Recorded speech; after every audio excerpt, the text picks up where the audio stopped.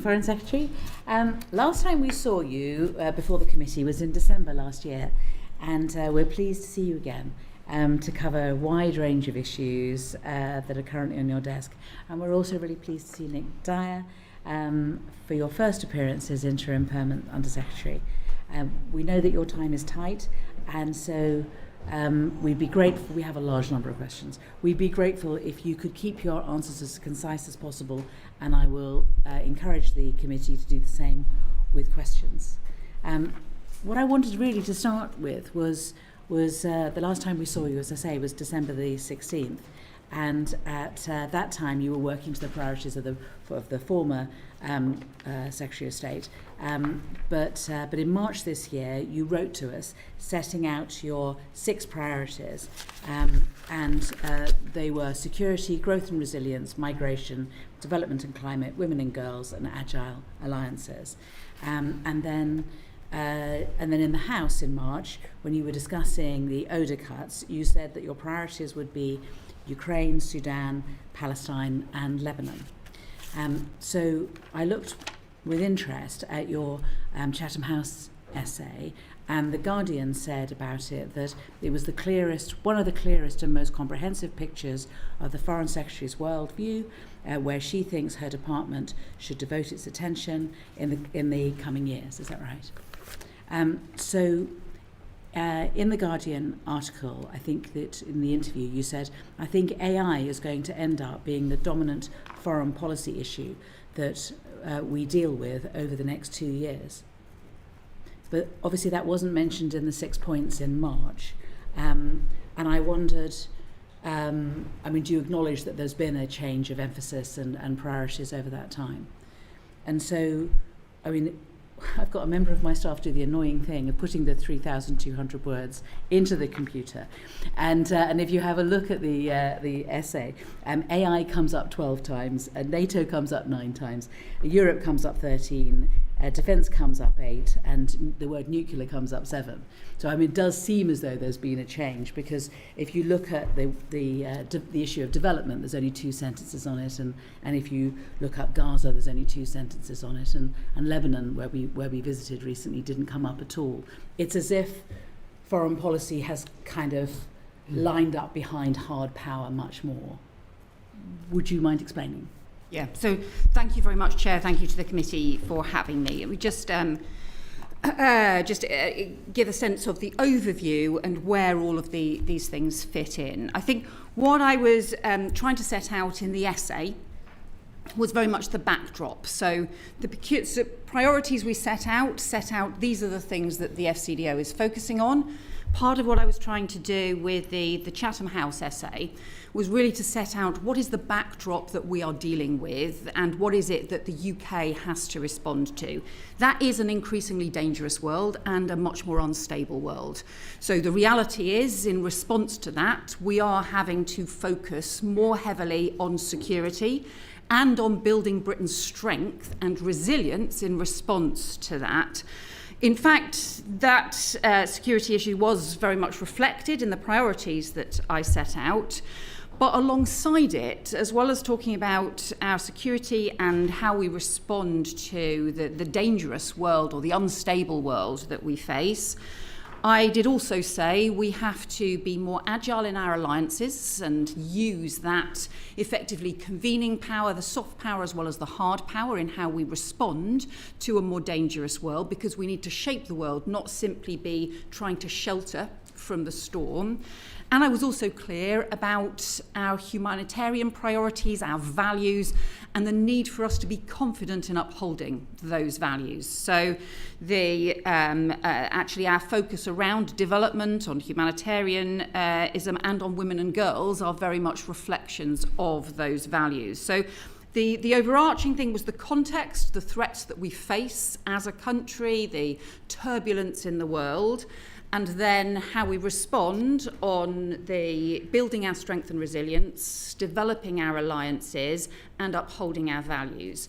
If you retrofit that to what were the priorities that I set out for the Foreign Office earlier on in the year, First of all was national security, continuing with that priority for national security. That obviously is completely in line with the essay. Secondly, on economic growth, I've changed the focus so that it's not just about economic growth, it's actually about growth and resilience. Yeah. And that is very much in response to the instability in the world. If you look at something like the Strait of Hormuz, actually our strongest economic policy at the moment is seeking to get the Strait of Hormuz reopened. And also strengthening our border security. So our migration focus was both about our border security, but also about how we build our democratic resilience and how we work internationally to tackle issues of migration. But then on the alliances, building alliances, again, that is a clear priority set out earlier on in the year. And then finally, the women and girls and the development and climate priorities are very much about the reflections of our values. So for me, those priorities, the 6 thematic priorities that I set out earlier in the year, were very much actually in line with that broader essay which sets out the context. And I'll just come back to the AI issue as the final point in a second. But then you also referred to what's the geographic priorities. And it's always a challenge when trying to write a sort of broad, overarching foreign policy essay. Do you start from the geography and move around the world, or do you try and address the broad themes, which means that you will highlight geography from time to time as part of highlighting the themes. So, of course, Ukraine, central to our security. The issues around the Middle East, including Israel-Palestine, that is about both our security and our values. So too is Sudan, so too is the Lebanon, that they cut across both the issues around our security and our values. So I think those are very much in line. The area where I would agree with you that I think things are moving on at a pace is around AI. And look, that is just a sense of the pace at which I think everybody is grappling with the speed at which technology is changing. That creates huge opportunities, but also creates huge challenges and threats. And I was very struck as part of a visit that I did to China, where I went to see some of the work that they are doing on AI and robotics. Really the pace at which things are moving. We've also seen a lot of the debates with the US around Anthropic and so on. That's also, again, about the pace at which those things are moving. So I do agree that actually that was not highlighted in the priorities in February. That is a reflection of the pace at which this is moving. And this is me looking forward and thinking this is going to shape everything that we do, I think, over the next 18 months to 2 years. It's going to influence all of our foreign policy debates. And that means we in the Foreign Office have to adapt. So, I mean, obviously the world is changing very fast, and it's difficult to keep up with it, and it's been a very challenging period of time. But I think that my concern is that all of these changes are happening. The changes to priorities are happening at a time when the Foreign Office itself is being restructured, and we're going to come back to that later. As to whether or not the Foreign Office is restructuring in line with your priorities, and whether it will be in a position to be able to restructure if those priorities needed to change again. Can I take you to what happened yesterday, which with Donald Trump? I mean, so obviously you said that Iran's closure of the Straits of Hormuz is a direct threat to global prosperity, that Iran is trying to hold the global economy hostage. And it's imperative that international law is respected. And obviously yesterday we had Donald Trump saying that he was going to be the guardian of the Straits of Hormuz, and that he was going to charge ships 20% for the privilege of his being the guardian. I mean, what is Britain's reaction to this? How are we going to deal with such a challenge? Well, our position remains that we want to see the Strait of Hormuz fully reopened. This is about an international shipping lane, and it's about the law of the sea. So therefore no country can do what Iran has been seeking to do, and they have been deliberately trying to weaponize the strait to hijack the global economy effectively. And what we saw happening is that there's currently three shipping routes at the moment. The northern route that goes through Iranian waters, the central route that's been the traditional IMO endorsed route, which we believe is significantly mined at the moment, and then a new southern route only in Omani waters. The central and the southern routes are in Omani waters. And despite signing the Memorandum of Understanding, Iran decided to attack commercial shipping in that southern route in Omani waters. That's a violation not just of their own memorandum of understanding, it's a violation of Oman's sovereignty, and it's a violation of freedom of navigation and the law of the sea. So I think Iran has hugely overreached in they decided to claim that the memorandum of understanding gave them the ability to do this. Of course it doesn't. Totally undermines the law of the sea.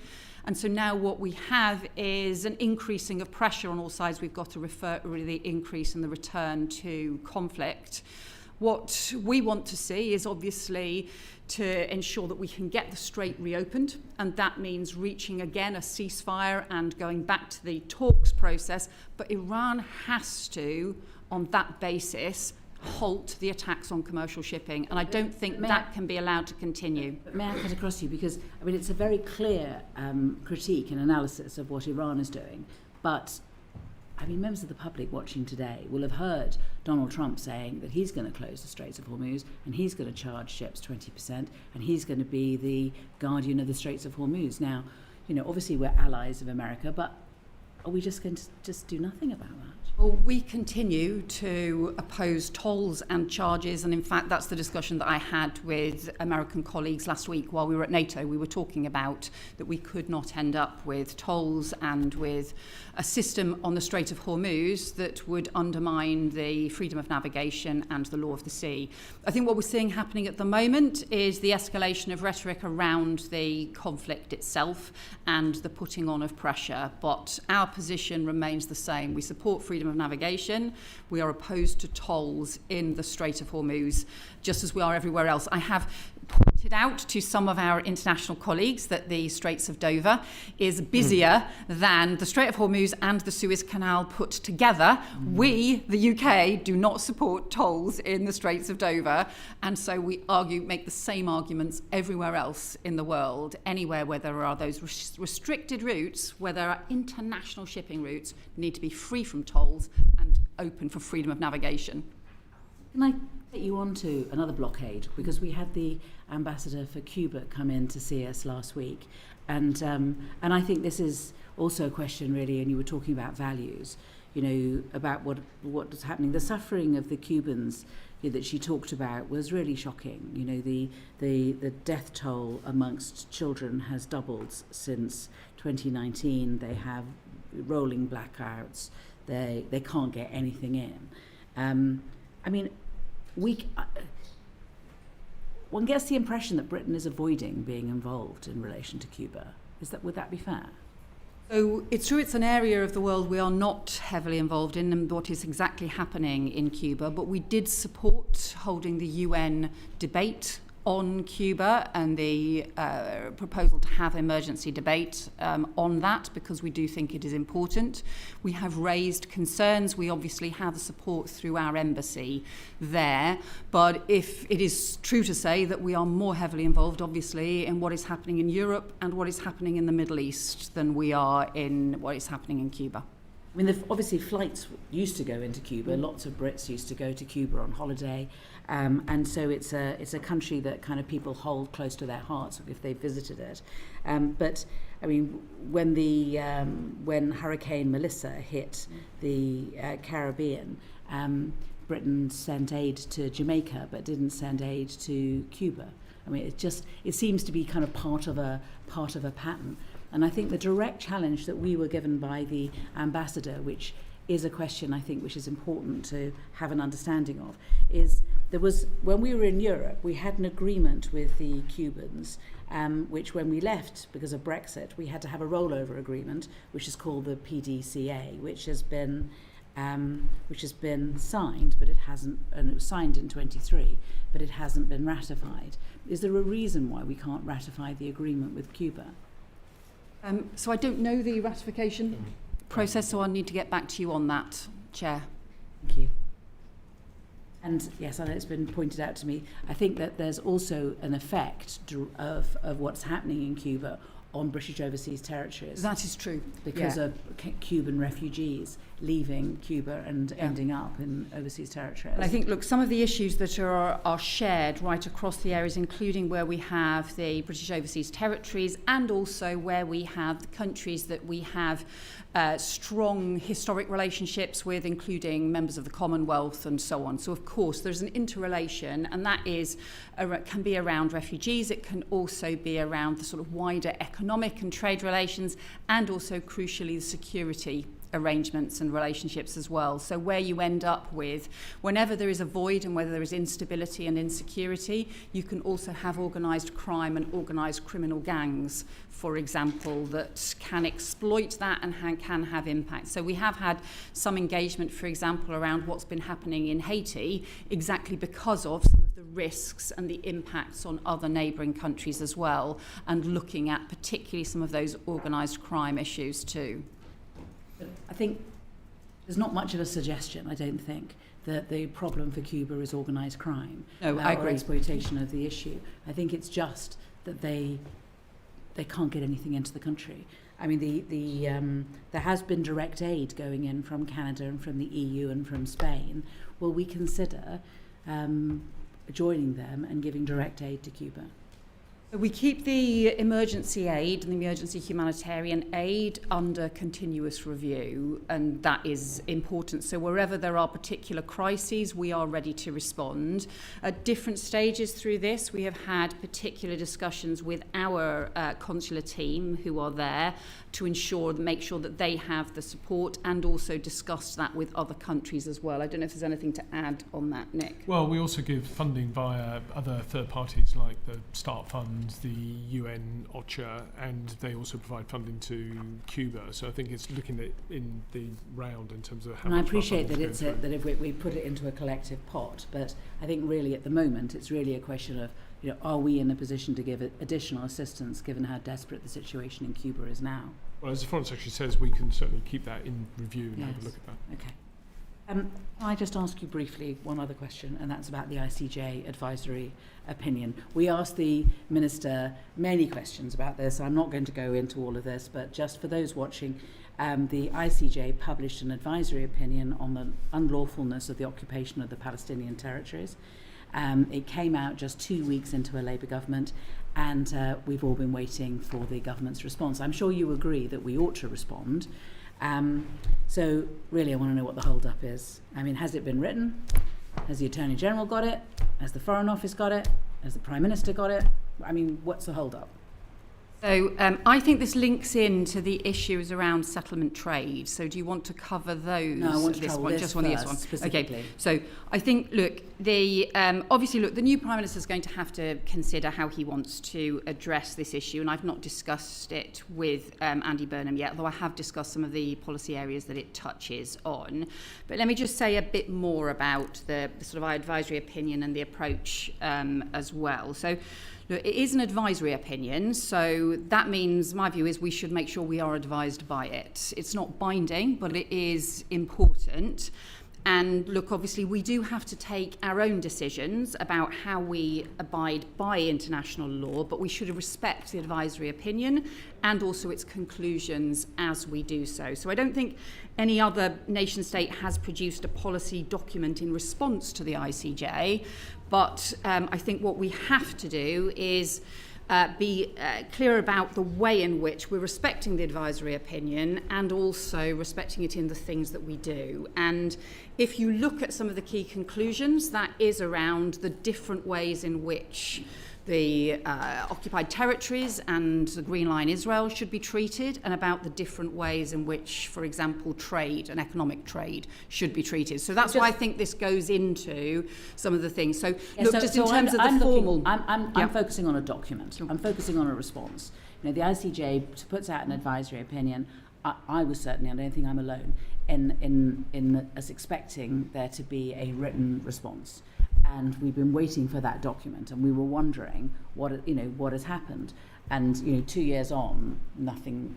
We haven't seen anything, and we want to know where it is. First of all, I mean, is the Foreign Office going to write a response?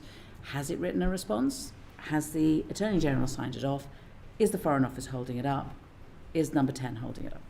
So I think there is a question that we don't normally do formal responses to, as in documents or policy documents that set out a response to an advisory opinion report. Successive ministers have said to you, look, we are still considering this, we will respond. And so I think because we have said that, we do need to be clearer with you about the nature of our response. And so that's why I can give you some reflections today, but ultimately the new Prime Minister is going to have to reflect on exactly how he wants to respond to it as well. So that's why I can talk a bit more as and when you want to about some of the issues around the content of the advisory opinion, and then secondly some of the things that I think are the policy issues that flow from it. But just in terms of, we are in a slightly complicated situation at the moment just because we are in the final week for the Prime Minister and a new Prime Minister beginning next week. And although, as I said, I have managed to talk to Andy Burnham about some of the issues that we have been working on settlement trade and on sanctions, I haven't managed to talk to him about this issue. And so I understand your frustration on this, but that's why, in terms of he will need to take a view on how we respond. But I am happy to talk to you about some of the content issues, including the way in which we should respond to some of the content in it. So just to be absolutely clear, any impression that we've got that that there was going to be a written response, that there was that our reaction to the ICJ advisory opinion was going to be a substantive document is wrong? I think it's wrong to say there would be a policy document in response, because that no nation has done that and we would not normally do that. But in terms of us articulating to you, whether that be orally or whether that be in a written ministerial statement or in writing, I think you have been promised that through an extensive period, and therefore we need to do that. I can give you some reflections that would contribute to that today, because I recognise that you have waited a long time and you have asked these questions over a long period of time. But I am also conscious that because a new Prime Minister is about to take office, there will be some things that he will also want to reflect on in terms of the way in which we respond to you. Who should we go to first? Shall I go to first? Yeah. Thank you, Foreign Secretary. So you mentioned Andy Burnham there, so I'll start with his position statement and then come on to settlements. Yeah. So he made a statement in relation to Gaza, saying that we didn't get it right, we must do better, and it took far too long to call for a ceasefire, and that now we must do much more to strengthen our approach. So as the Foreign Secretary, do you agree with his reflections that it did take far too long and that the position was wrong to start off with? Yes, and I think, look, a lot of what he was talking about, I think, was referring to issues for us as a party in opposition, because I think it's about the kind of the early response that we had on this, where we should have been faster to call for a ceasefire, and also been clearer from the start about the importance of international humanitarian law. And I think that is a reflection really for us as a party, but yes, I do agree with that. In terms of stronger action going forward, yeah. You're saying that conversations still need to be had. So I also think we need to have stronger action going forward. And look, we should be clear about the things that we have done. We have recognised the State of Palestine, a historic decision to do that. We have suspended the previous government's negotiations on a trade deal. We have had suspension of all arms exports to the IDF that could be used in Gaza. We have had 4 waves of sanctions, including sanctioning 2 members of the Israeli cabinet, and including the most recent wave of sanctions on violent settlers. We've restored funding to UNRWA. We've increased support for the Palestinian Authority for both funding and capability building. We've done the medevac and student evacuations. We've also introduced with Australia and Canada a new international peace fund as well. And we've been strong advocates for the peace process. And I met the Palestinian Prime Minister yesterday, again, to discuss what we need to do the next steps, because I am deeply worried both about what is happening in Gaza and the risk of the 20-point plan running into the ground, and I'm really worried about what's happening in the West Bank with the settlements and the settler violence, some of which is clearly settler terrorism as well, and is a part of a deliberate strategy to undermine the viability of the 2-state solution which we believe in.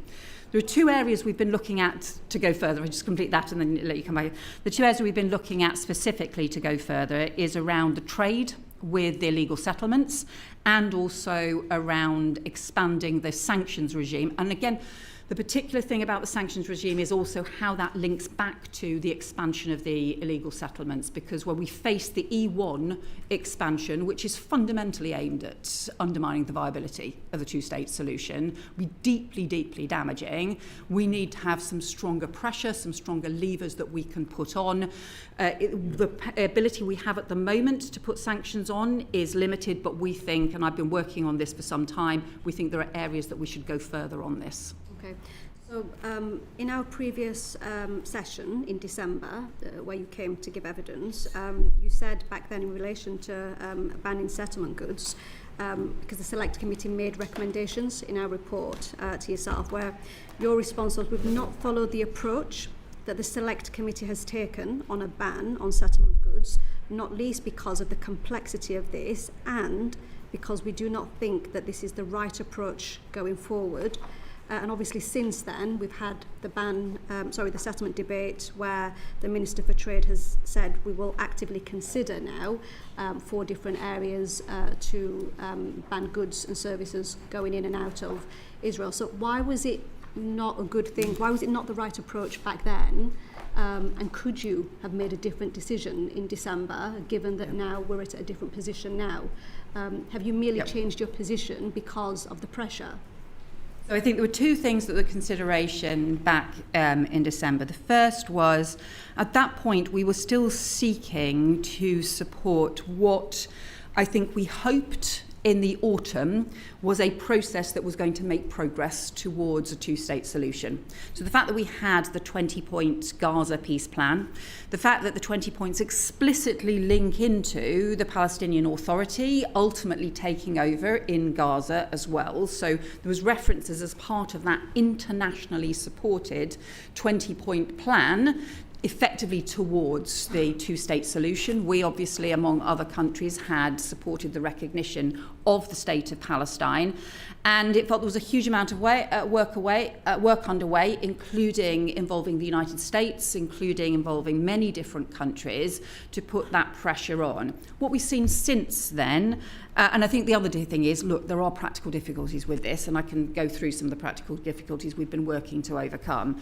I think the things that have changed since then has been the total blatant disregard by the Israeli government for any of these processes. And in fact, actually, they've been doing the opposite. They've been accelerating the work around the illegal settlements and pursuing the action in not just the West Bank, but also in Gaza as well, the humanitarian restrictions in Gaza. So do you mind sorry to cut in, but I mean, I think that the difficulty is that the settlements were continuing and the intimidation was continuing on the West Bank during the very worst times of what was happening in Gaza during the 20-point peace. I mean, it's not as though everything stopped in Gaza. It's in the West Bank. The pressure continued, and indeed, many felt that whilst we were all looking at Gaza, that more was happening on the West Bank, which was why this committee recommended as strongly as we did that we had to do something about the West Bank,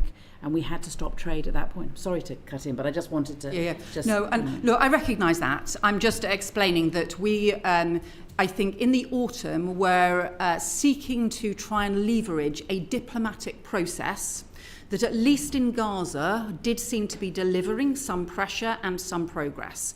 By Christmas, it became clear we then had, we raised a series of concerns through the Christmas recess, through into the new year as well, about what was happening both in terms of the settlements and also in terms of the humanitarian crisis that was continuing in Gaza. So it became clear actually into that period how difficult this was going to be and the risk that we were going backwards. The second thing that I think has changed has been other countries have sought to make some progress. And so, therefore, we've always said we should work with international allies on this. You have, I think, Spain, Ireland... On that point, why are we watching other countries take the steps first? Why are we not leading, and why are we not taking the action and bringing other countries with us? Because if we note other countries, Spain, Belgium, the Netherlands, they've all been more proactive than us on this particular issue. Why has the UK not decided, well, this is a step that we want to take, and then bring other countries with us? So only a small number of other countries have done this, and actually they have faced significant limitations. What we're trying to do at the moment is learn from those limitations and see how much further we can go. So we are looking at going further than other countries at the moment in terms of the options we're looking at. We have also continually led the way on a lot of the sanctions issues.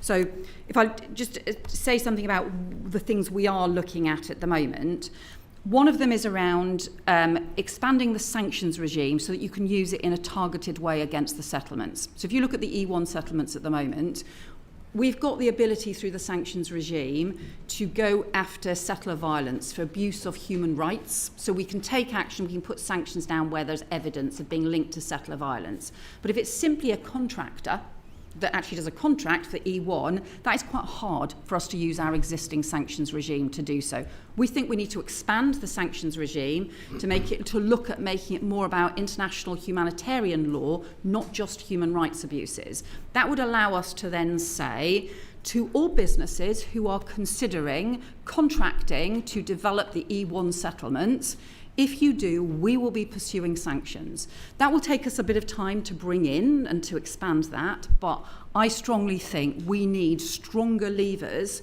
to be able to put pressure on international businesses that are tempted to get involved in the E1 settlements. Those settlements are illegal, they should not be going ahead, and it's not just about short-term illegality, this is about the long-term undermining of the viability of a two-state solution. And so that is the warning I want to be able to give to businesses now. Do not engage with the E1 settlements. We are going to pursue sanctions on that, and we also want to work with other countries to encourage them to do the same. When we banned trade with Crimea after the Russians invaded that, how long did that take, and why is this taking so much longer? We have a trade deal with Israel where we make a distinction between the West Bank and Israel. We're able to distinguish when it comes to giving Israel preferential treatment on bringing their goods in, but we don't seem to be able to just stop the trade.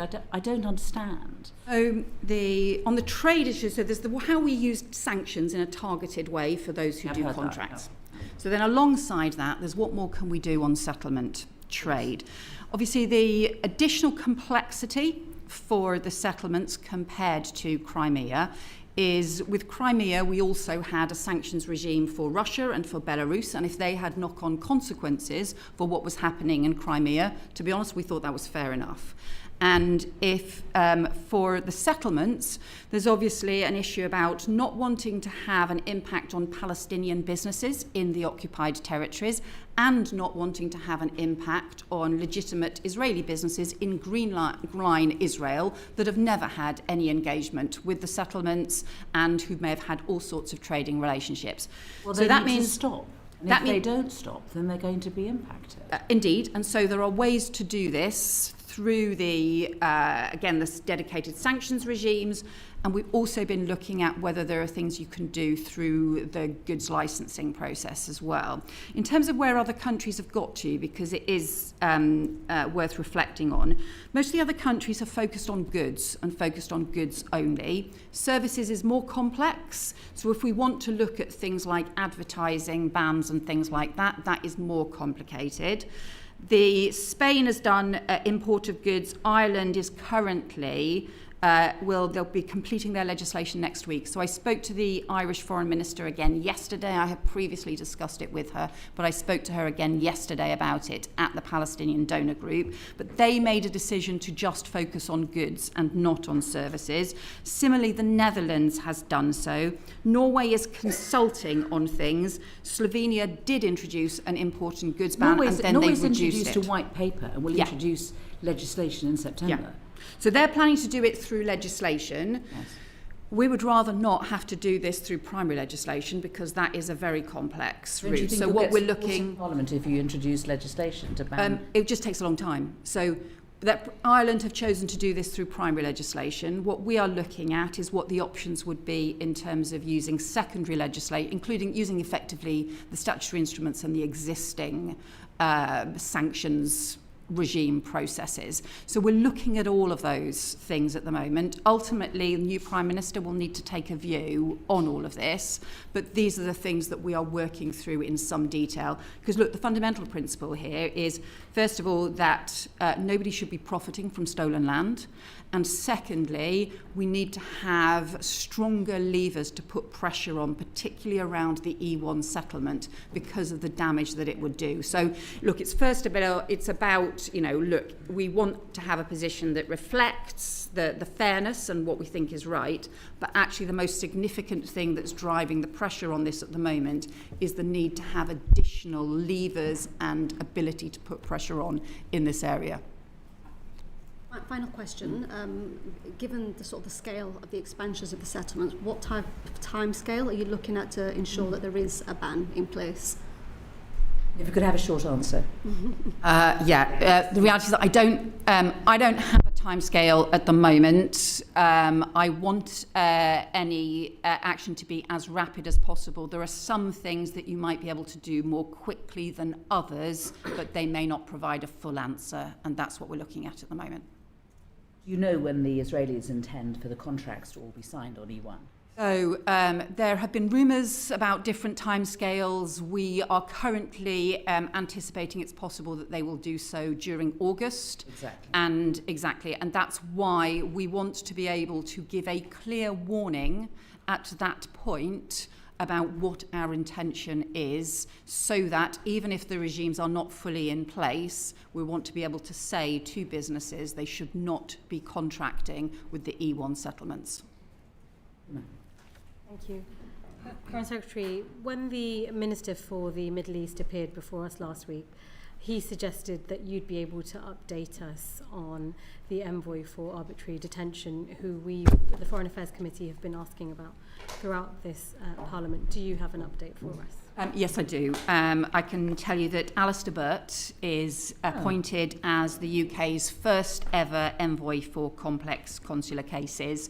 His focus will be on the most difficult and complex detention cases involving British people overseas, including those where there are obviously human rights concerns. And I think many of you will know Alistair as somebody who I think was an extremely well-respected minister, including Minister of the Middle East. And I think will have both the experience and the dexterity to be able to deal with what are often very difficult cases with a lot of distressed families and also complex negotiations that need to take place with the states involved. And it would be fair to say that when he gave evidence before us about the British government's policy towards the Middle East, both Labour and Conservatives, he said that it was always too little, too late. And the good thing about Alistair is that you know that he will always tell us and he will always be honest about what he thinks, and he will do so in such a diplomatic way that you always think, well, fair point. Yeah, I do. There's some follow-up on that. Thank you. That's welcome news from this committee. As part of the evidence last week, I asked the Minister for the Middle East questions about Dr. Hussam Abu Safia, director of Kamal Adwan Hospital, who's been in Israeli detention for 18 months without charge. The UN has deemed his detention arbitrary and called it a flagrant violation of international law. Earlier we heard from a quote from you that you said it's imperative international law is respected. Here's a very clear case where it's not. The Minister told us that it's been raised by the FCDO. I wanted to ask you how this has been raised. What have we done? So I think got a lot of distress about this case, and I think it's also, we've had evidence, obviously in this case that there's been a lot of focus on, but actually I think there are other cases, including of doctors and healthcare workers of being detained, and no transparency for those cases, real concerns about human rights abuses, real concerns about the implications. So we have raised it. This is something that Hamish Falkland's been pursuing, and that this is something that we will continue to pursue as well. How exactly has this been raised, Foreign Secretary? Well, I can provide you with further details, or get Hamish to provide you with further details. I know you've raised it with him. We'd welcome you writing to us. So the Minister told us that questions of specific crimes against doctors or anyone else, it's right that those international mechanisms, or indeed Israel's own accountability mechanisms, take place. The issue is here, the UN have had to wade in on this situation, saying that he is being held without charge and this is a violation of international law. Israel doesn't seem to be listening to anybody on this. His situation is very grave. He may well die in captivity. What do you say to the British people who are looking on at this and wondering, why is this situation being allowed to unfold? I think there is a really serious concern about human rights abuses, and this is a very distressing case, because we know this is somebody who has been a doctor providing medical health care for people as well. And I think it's something that has been raised internationally. Ultimately, it is the Israeli government that needs to be accountable for the decisions that they have taken. It is one of a whole series of individual cases where there are real concerns about the abuse of human rights law, about the abuses of international humanitarian law in this case. Thank you. In line with that, as part of our questions to him last week, the Minister told us that the basic norms of international humanitarian law are being increasingly unadhered to, and that a whole range of questions on accountability remain unanswered. Yesterday, you would have seen, as we did, EU foreign ministers struggling to reach an agreement regarding trade with illegal Israeli settlements in the West Bank, and we've heard from you this morning as well. We are agreeing that we can see that the Israeli government are openly stating they're erasing internationally recognised borders, and there is state-sponsored settlement activity. We agree that Israeli settlements are a barrier to peace. There is round agreement with counterparts that they are illegal, but we're still finding reasons for why we're not banning trade with illegal settlements outright.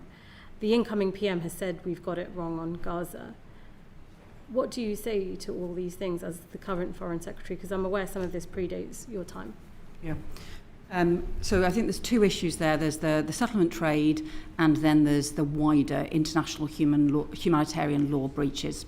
So on the settlement trade, I agree, we do need to do more, and we've been looking at a range of different options as to how we go forward. The new Prime Minister will need to take a final view on those. So I agree, we do need to do more, and I think we are ahead of the EU looking at this. Individual countries may have gone further, a small number of individual countries have gone further, but we are ahead of the EU in looking at this. But the broader point about international humanitarian law, I think, is important, because we've seen a series of breaches of international humanitarian law, not just in terms of what's happening in Gaza and in the West Bank, but in other parts of the world as well. Our sanctions regime currently can't effectively be used on breaches just of international humanitarian law.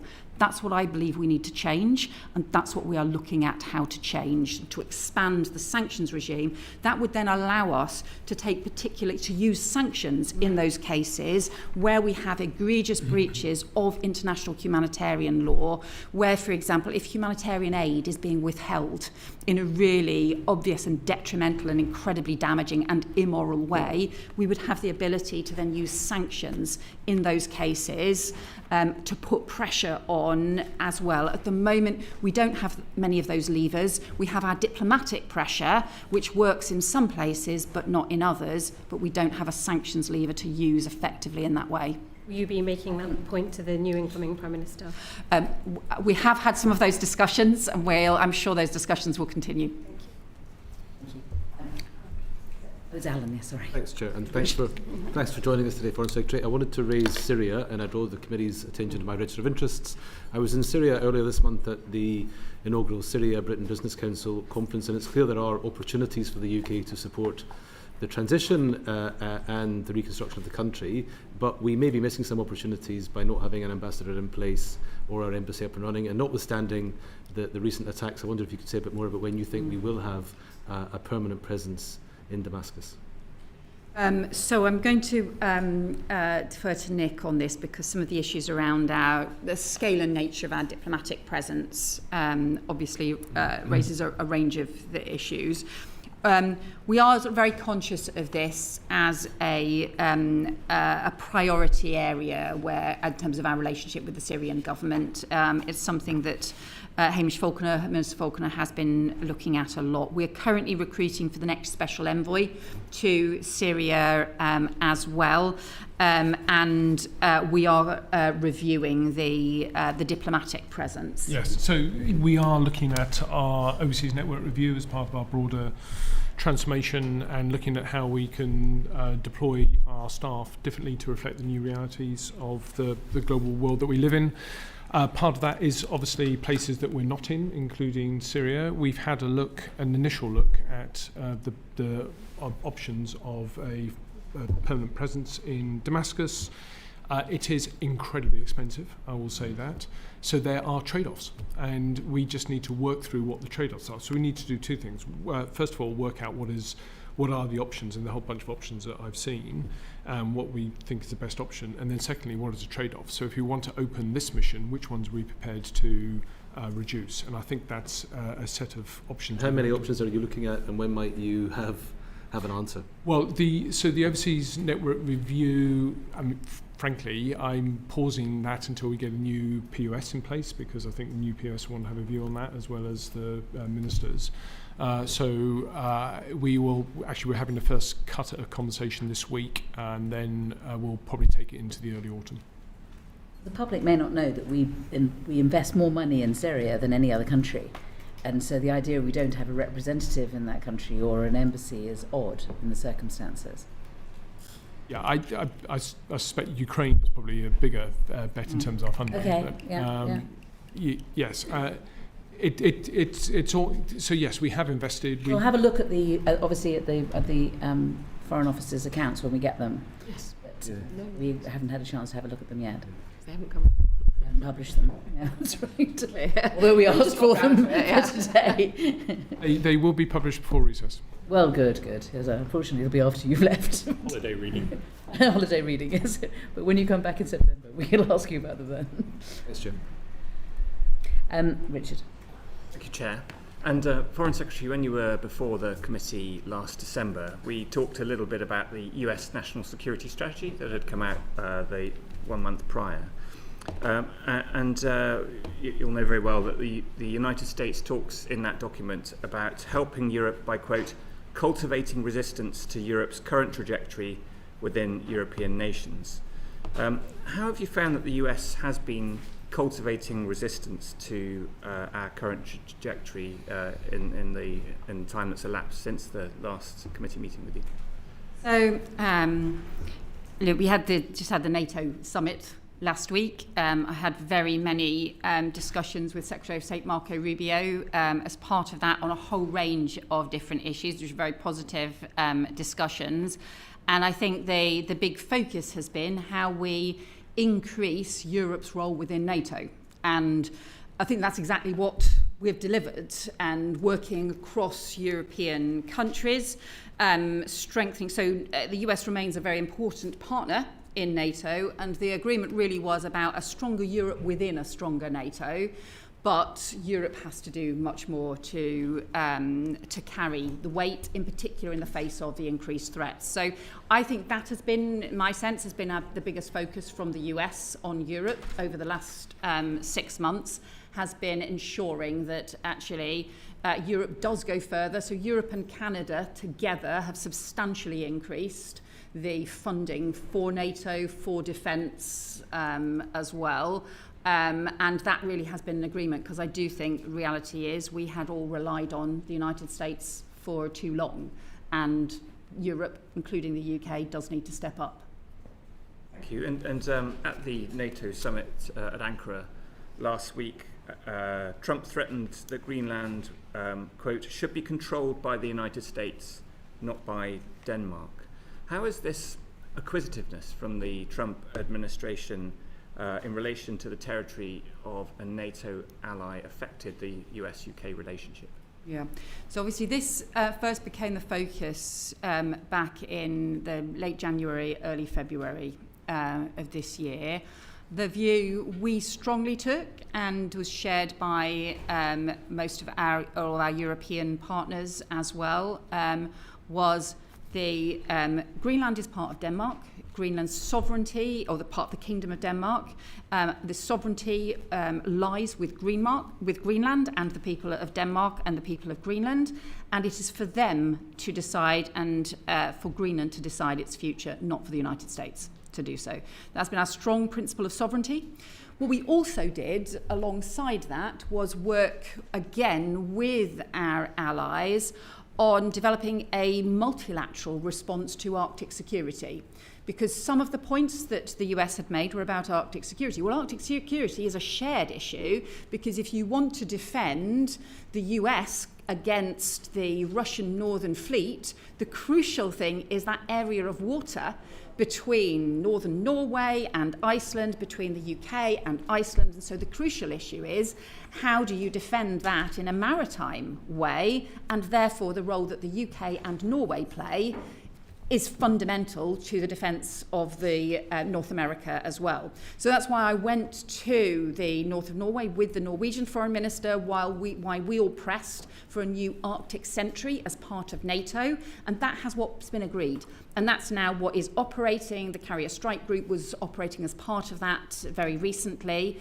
And I think that has been really a combination of us defending principles and also coming up with a practical alternative way forward to stop NATO fracturing, bluntly, and to make sure that we pull NATO together around Arctic security. And part of that sort of effort to pull NATO together, I suppose, might have explained the extension of NATO's nuclear sharing arrangement. So last June, the government announced that the UK would, alongside 7 other NATO countries, would acquire dual capable aircraft capable of carrying nuclear weapons. I understand that we heard last week in a defence written question or answer that the F-35 aircraft won't now be delivered to the UK until the early 2030s. I'm interested in the diplomatic aspects rather than the defence technical aspects, but why won't the UK be able to acquire those aircraft? Why won't the UK be joining this nuclear mission until the early 2030s? I'm going to defer to Dan Jarvis and to the Defence Secretary for decisions about the Defence Investment Plan and the priorities and the timescales within it. That's, I think, for them rightly to set out. In terms of the diplomatic issues, I think we've had some very strong, very positive discussions with not just the United States, but more widely with our allies, both about the Defence Investment Plan, but also more widely about our cooperation. I think the UK does more than most countries to put our defence capabilities into NATO and at the to be part of the NATO response, and we do more than a lot of other countries in terms of doing that, and that's what we will always continue to do. So I think we're the 3rd biggest contributor in cash terms to NATO, and our support and our role in NATO will continue to be incredibly important. Thank you, Chair. I think probably the summit in Ankara was a success considering all the problems the Americans suggesting they might cause there compared to everything else. You talked about some of the areas the UK was cooperating with allies to have a stronger Europe inside a stronger NATO. There was a few areas I noticed where the UK wasn't cooperating that we might have done. So the critical raw materials project, the Halo Space Initiative, and the 155mm artillery areas, all things that arguably the UK would have a role to play. I just wondered, in your time at Ankara, what was the discussions around the reason why the UK was not participating in these areas? So none of those areas were raised with me as issues by any of our allies, and again I think the the sort of detailed decisions in terms of priorities obviously is a matter for the Defence Secretary. I think what I would say is, look, the UK has particular capabilities and particular specialist capabilities, and therefore it's right that there'll be particular roles that the UK will play as part of NATO, and ultimately no country can spread itself across every single area or capability, or actually our contribution is limited, and we are best focusing in parallel. That's the whole point about having a NATO alliance, is that we focus alongside allies on different areas and capabilities. You don't think space might be that area? We had the UK's contribution to space at Armed Forces Week here a couple of weeks ago. Is that not something that we should be cooperating more with NATO on? I'm going to defer to the Defence Secretary on the nature of our defence cooperation on space. Fair enough. Zelensky made a lot of Ukraine's defensive capabilities and the contribution they were putting forward to European defence, which I think is absolutely justified. Many people have talked to a path to NATO for Ukraine. What's your view on how that would happen, and how is the UK supporting that process?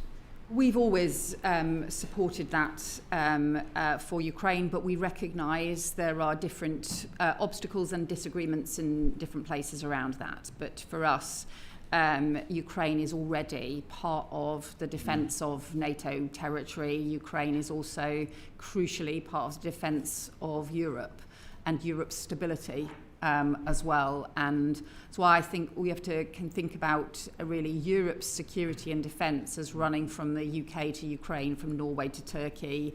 It's that crucial role that they play, and their resilience in this conflict, the sense of us moving now actually into a new phase where Russia actually is on the back foot as a result of Ukraine's resilience and strength that's been consistently underestimated by Russia, and also the support of Ukraine's friends. How might that roadmap look for Ukraine getting into NATO? I mean, there's some people that have said that the peace process might preclude that.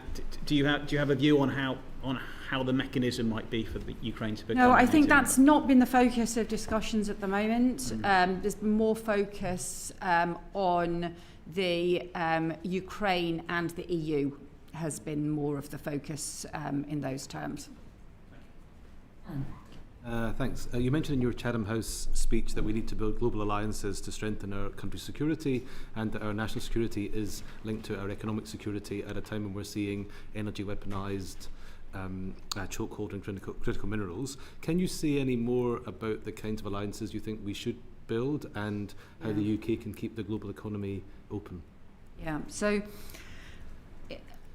some of the alliances that, the more agile alliances, we have our core alliances, particularly around NATO as well, and our close partnerships. So, for example, the work we do particularly with France and Germany in the E3, but more widely our European cooperation as well. And we are obviously a P5 member, so there's areas of Five Eyes member and so on. There's those structures that endure. I think the point I was sort of making was that we increasingly need to work on an agile basis on different things. Some of the ones that we focused on so far have been the Coalition of the Willing, which met again in Paris this week, on Ukraine, the multilateral maritime mission, which is about having demining capability and reassurance support available to reopen the Strait of Hormuz. That is sadly currently not the point at which we have reached at the moment, given everything that's happening in the Strait of Hormuz at the moment, but nevertheless I think remains important, and a coalition around freedom of navigation. I would say that is an economic policy, and that is an economic security policy, because it is a chokehold on the economy that's taking place at the moment. We've also got a new alliance of countries around violence against women and girls that we have drawn together as part of an international violence against women and girls coalition on how countries can learn from each other. Includes Spain, includes Jamaica, includes Morocco, a series of different countries there as well. You're referred particularly to some of the issues around the economic security and partnership. We've been interested in working, for example, with countries like Japan and South Korea and Australia and Canada, where we're countries that are outside any of the big trading blocs, but where we have some shared interests around things like maritime freedoms, around things like critical mineral supply and so on from different perspectives. So there's different areas I think we can explore and do a lot more in this area.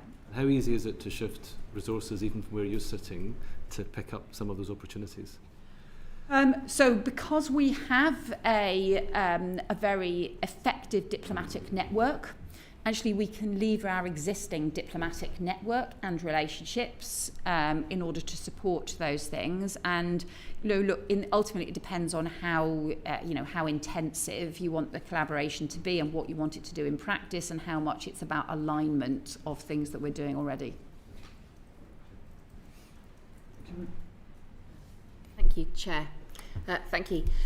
I'm going to ask a couple of questions about conflict resolution and peace building, and the changes in the FCDO and where that leaves us with the conflict resolution and peace building at a time when the world is more dangerous, as you know more than most because you go to many of those areas. But also it seems from the outside as though defence capability is being ratcheted up at the same time as conflict resolution and peace building is being brought down with the cuts. We are flying a bit blind as a committee here because we haven't got the annual report, but there have been some rumours and some reports of what's happening within the department. So the Integrated Security Fund, we know, is being reduced from 965 million to 438 million. The Gender, Peace and Security line from that seems to have been cut. The Western Balkans line, as well as other lines. The Conflict Security and Monitoring Project has been terminated or moved. The International Humanitarian Law Unit also moved to another team, absorbed into other directorates. It's unclear to me. The conflict prevention and humanitarian policy teams are expected to lose about 20% of their staff. I could go on, but there's a lot of specialist conflict analysis there, but also in-country conflict prevention work. For example, even in Sudan, that seems to be being cut by. So what is your view on where we have conflict resolution and that read across between defence going up but conflict prevention going down? So I'll pass over to Nick in a moment to follow up on some of the just restructuring issues in terms of the Foreign Office. But I think the focus in terms of how conflict prevention fits into diplomacy and fits into our approach, in some ways I think is more important than ever because of the areas that we have chosen to focus on. So the fact that within our ODA allocations, the areas that we are focusing on and protecting are the fragile and conflict affected states.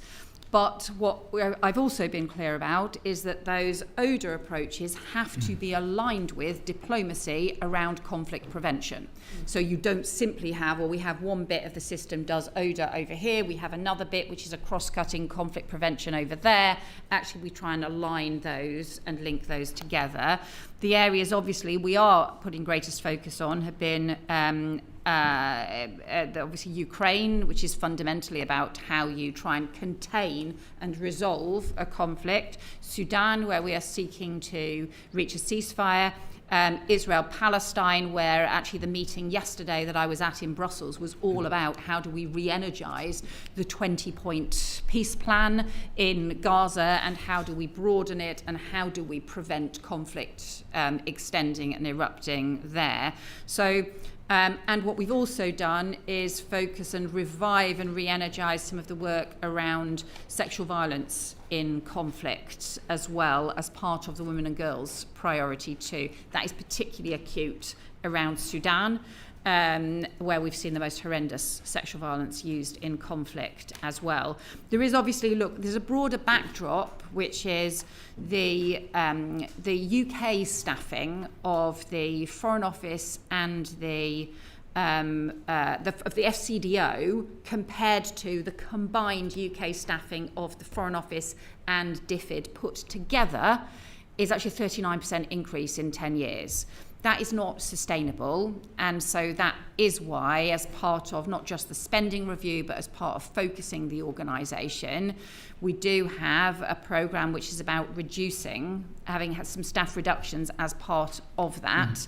So that is a backdrop. Would you say it's gone from overall conflict resolution, looking around the world, to much more focused on those? The 4 countries are Ukraine, Sudan, Palestine and Lebanon that are talked about. Do you think the focus is on those 4 countries alone, and at the expense, or you have to make decisions of that more global conflict resolution? And so areas like the Western Balkans, which may be coming up as conflict areas, are having to be reduced because of the cuts. Well, so Stephen Doughty has just been doing a very intensive period of diplomatic engagement in the Western Balkans. We've obviously had Karen Pierce as our envoy in the Western Balkans as well. So I think in terms of our expertise and capability, we maintain a very strong focus on the Western Balkans. The other thing I would say we're trying to do is to make this more thematic across all of the development, because of the nature and the way in which we're focusing a lot of the development funding on the conflict affected areas. So as part of the reforms that Jenny Chapman has been working through, setting up a new community of expertise, we've called it, but it's effectively about a network of expertise on violence and conflict support and atrocity prevention to operate right across our overseas network, so that we're actually providing that support in country in all of the areas where that is significant and relevant. But Nick probably should say more about that. I think the Foreign Secretary has answered that well, because I was going to mention that community of expertise where we have made expertise available across the whole of the organisation. Just one word on the funding. In terms of actual funding of projects, we'll see a person there instead of a whole potential project on the ground, won't we? Well, these communities of expertise come with people. They also come with facilitation to actually do projects and programmes as well. So it depends on what the choices will be. But just on the ISF, one thing I would say is that whilst the ISF has received a reduction, the FCDO also received additional non-ODA funding through the SR. So we got a £200 million non-ODA budget, which was new for us. So we've also looking at that in the context of the ISF and looking at the ISF and the non-ODA budget together. So all the work that we were doing through the ISF, whether that's on hybrid threats, cyber security, serious organised crime, migration, CT, that's now spread over a larger funding base. Those lines are in the list I've got for future ISF spending reviews. Well, we'll wait to see in the report on that. My second question is about the G20. So what are you going to be your priority areas for the G20? Will you be including debt cancellation in that, taking forward the work done of partnership from the Global Partnership Conference, and will it include a route back to 0.7 over maybe 10 years? I know it can't get there straight away, but will that increase in ODA be part of the work of the G20? So we have been looking at a range of options for the G20 priorities next year, which does include looking at different forms, reforming finance to make it easier to mobilise, whether it's the World Bank, whether that's about other forms of the Development Bank finance and so on. So some of those finance reforms have definitely been issues that we have been looking at. I would say another area that I've been pushing personally as a priority is to do violence against women and girls as a global issue next year. I think there's a series of ways that we can do that as an international priority. But as you can imagine, G20 priorities is absolutely something that a new Prime Minister is going to have to decide. So I think we're not really able to set that out more broadly at this point. You'd have liked to by now, but thank you. Thanks. Thank you. Just to pick up some of Fleur's points on the ISF and conflict prevention. I mean, you said in the outset, Foreign Secretary, growth, security, and migration were your the first three priorities that you mentioned, and obviously conflict has a massively negative effect on each of those. I think Fleur actually outlined some of the concerns that we've got pretty well. So it was just to follow up really. You said that there's an increasing proportion of ODA being spent on FCAS countries. I just want to confirm, maybe Nick can answer this, that we'll see that in the the annual review, because the impression we're being given from the sector is more money is being spent on middle-income countries through development finance, through climate finance, and less, with the exception of Sudan and Ukraine, on FCAS, the most conflict-affected states around the world. So just a confirmation, really, what you said, and I'm sure you're right. We'll see that in the statistics that come out. Yeah, and Foreign Secretary is of course right. Yes. So we have fully protected our funding to Ukraine, Palestine and Sudan, so that hasn't been cut at all. You will see in the annual report and accounts the individual allocations to countries.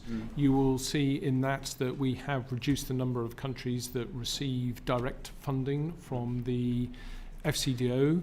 You will see in that as well that some of the G20 countries, in fact all the G20 countries, will be zeroed out, and there will be a higher proportion of that direct funding is indeed going to fragile conflict-affected states, and a smaller number. That's good news. And then the non-ODA money you said that was additional for the ISF.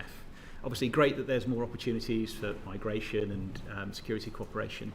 Can we spend any of that on conflict prevention, the civilian peace building, the stuff on the ground that helps prevent conflict starting in the first place, rather than that hard security? So we've allocated funding on migration that is separate from the ODA budget for the first time, and this is part of our significant expansion of the migration team in the Foreign Office. And alongside that, I've been developing effectively a migration discussions with foreign ministers. So very often the issues around migration are simply seen as issues for interior ministers, for Home Office ministers to focus on. Whereas actually what we know, if you really want to talk about prevention, if you want to talk about some of the international issues that impact, or support returns agreements, or support diversion, or support for refugees in the region, you need to see this as a foreign policy priority. So that's what we've been doing, and that has helped support increased law enforcement cooperation. It's helped support a big increase in returns arrangements and returns agreements, and also some of the upstream prevention work as well. So that does allow us some flexibility, and this is a developing area of work that we are trying to expand significantly. And that does give us some flexibility to do more of that prevention work where we're clear that it does actually have an impact on migration, because sometimes you can identify projects that look really good, but they don't necessarily have any impact in terms of preventing dangerous journeys. So I really welcome that. Slightly, my question was slightly different. Of course, another great way to prevent migration is to prevent conflict, so fewer people will be fleeing from the conflict. Are we going to see any of that money spent on peace building, mediation, conflict prevention, civilian programs that we've seen in lots of parts of sub-Saharan Africa and the Middle East in the past that have had successes?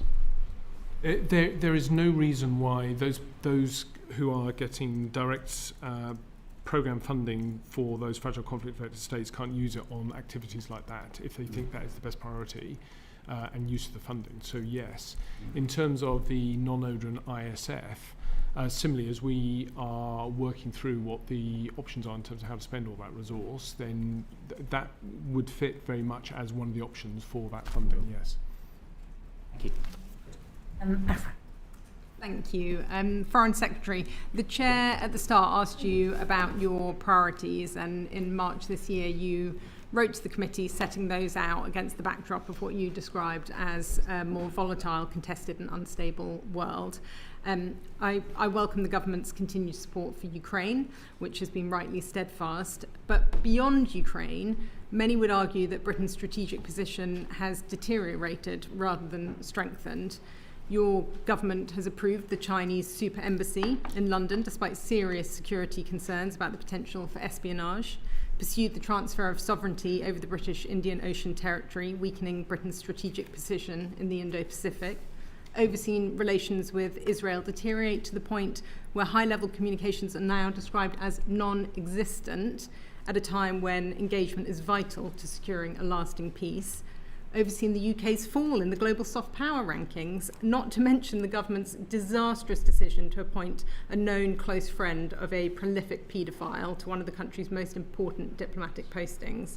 So given all of that, by what objective measure would you view your foreign policy has made the United Kingdom more secure, more influential and better placed in the world?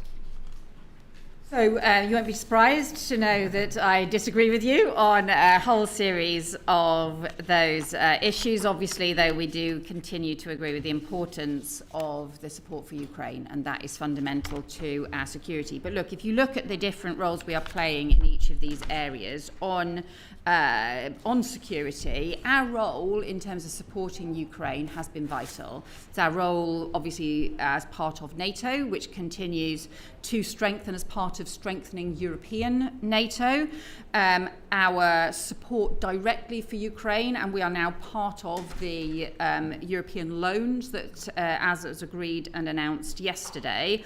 We've also played the crucial leadership role on the coalition of the willing, as we saw the Prime Minister and French President chairing yesterday. And alongside France again, we are leading the multilateral maritime mission, which is about the support needed to ultimately reopen the Strait of Hormuz, where we don't believe that Iran has the demining capability in order to get the Strait of Hormuz reopened. We also have the AUKUS relationship and the strengthening of that, and our work with Australia and the Indo-Pacific, and the strengthening of those relationships. We have played a very important role in helping defend our Gulf partners in the Middle East when they faced attacks from Iran. And we continue to play an important role in the United Nations as well. So I think in terms of our security, both in terms of our European security and the Middle East as well, and also some of those wider global relationships, that we've been playing a hugely important role. The other area I would flag, I think, is Sudan, where the UK has been the country that has shone the spotlight and continued to shine the spotlight on Sudan. I used the opportunity of NATO last week to raise Sudan and the risk to El Obeid again with other European colleagues who have also since put pressure on, and with the United States and with Gulf partners who we are continuing to raise this with. And the Prime Minister also raised this with President Trump as well. So we are also playing an important role, I think, there in what is probably the worst humanitarian crisis of the 21st century. Thank you for that, and thank you for raising Sudan. I wanted to pick up specifically on the British Indian Ocean territory. According to the minutes of the Mauritian Cabinet meeting on the 10th of July, the UK has informed the Mauritian government that, and I quote, a new UK Prime Minister was likely to be appointed by the 20th of July 2026, but the UK policy with regard to the Chagos archipelago was unlikely to change. Can you confirm that the new Prime Minister does indeed intend to continue the deal on the terms agreed by the Starmer government, including the roughly £35 billion cost to the British taxpayer? And can you clarify whether this assertion made by the FCDO to the government of Mauritius was based off access talks that the next Prime Minister has been involved in? Yeah, I think, look, all of your figures are not right, and look, this has been a long, ongoing discussion. Look, let's go back to what the issues are with the Chagos Islands. The important issue is that we can on time, yeah. And I think well, probably I think all of us here know the issues, but what I'm really keen to understand is whether the bill is intended to be brought back by the new Prime Minister in the same form, and whether he's been involved in these talks with the Mauritian government. That's a matter for the new Prime Minister. He will so set out his position. It's not an issue that I have discussed with them. The fundamental issue here is how we make sure that the capabilities around Diego Garcia, the capabilities that we have and the basing that we have is protected, and its security is protected, including from threats, whether that be security issues around China, whether that be security issues more widely. The important thing is the security is protected. We set out as part of that. We set set out as part of that a treaty that would be the effective way to do that. It's currently something that we are continuing to discuss with the United States. So those discussions will continue, and the new Prime Minister will take a view on those discussions. You're not aware whether the assertion made by the FCDO came I don't think that's an accurate description of the discussions that took place. Okay. I think that, so I think you've got different on inaccurate that point, reports. and I'm imagining that what your answer is probably going to be to this as well, but I just want to check whether you're aware whether the US administration has been engaged with by the new incoming Prime Minister in terms of the Chagos deal. Not that I am aware of at all. And just on Chagos as well, can you confirm whether Mauritius is going to receive any of the money that was pledged in the government's treaty this year, even if the legislation hasn't been passed in the UK Parliament to implement the treaty? Look, we are currently having discussions both with the US and with Mauritius, and we said that we wanted the US agreement to the approach because, of course, that this is about shared capabilities that we have.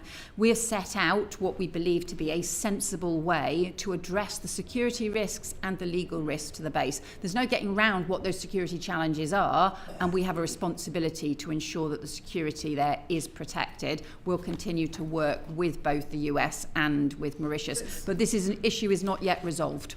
So it's possible that money may be passed over in the budget, even if it doesn't go through? We haven't set out any proposals for that. The issue is not yet resolved. Those discussions are continuing. Just moving on to a totally different topic, you'll be relieved to know.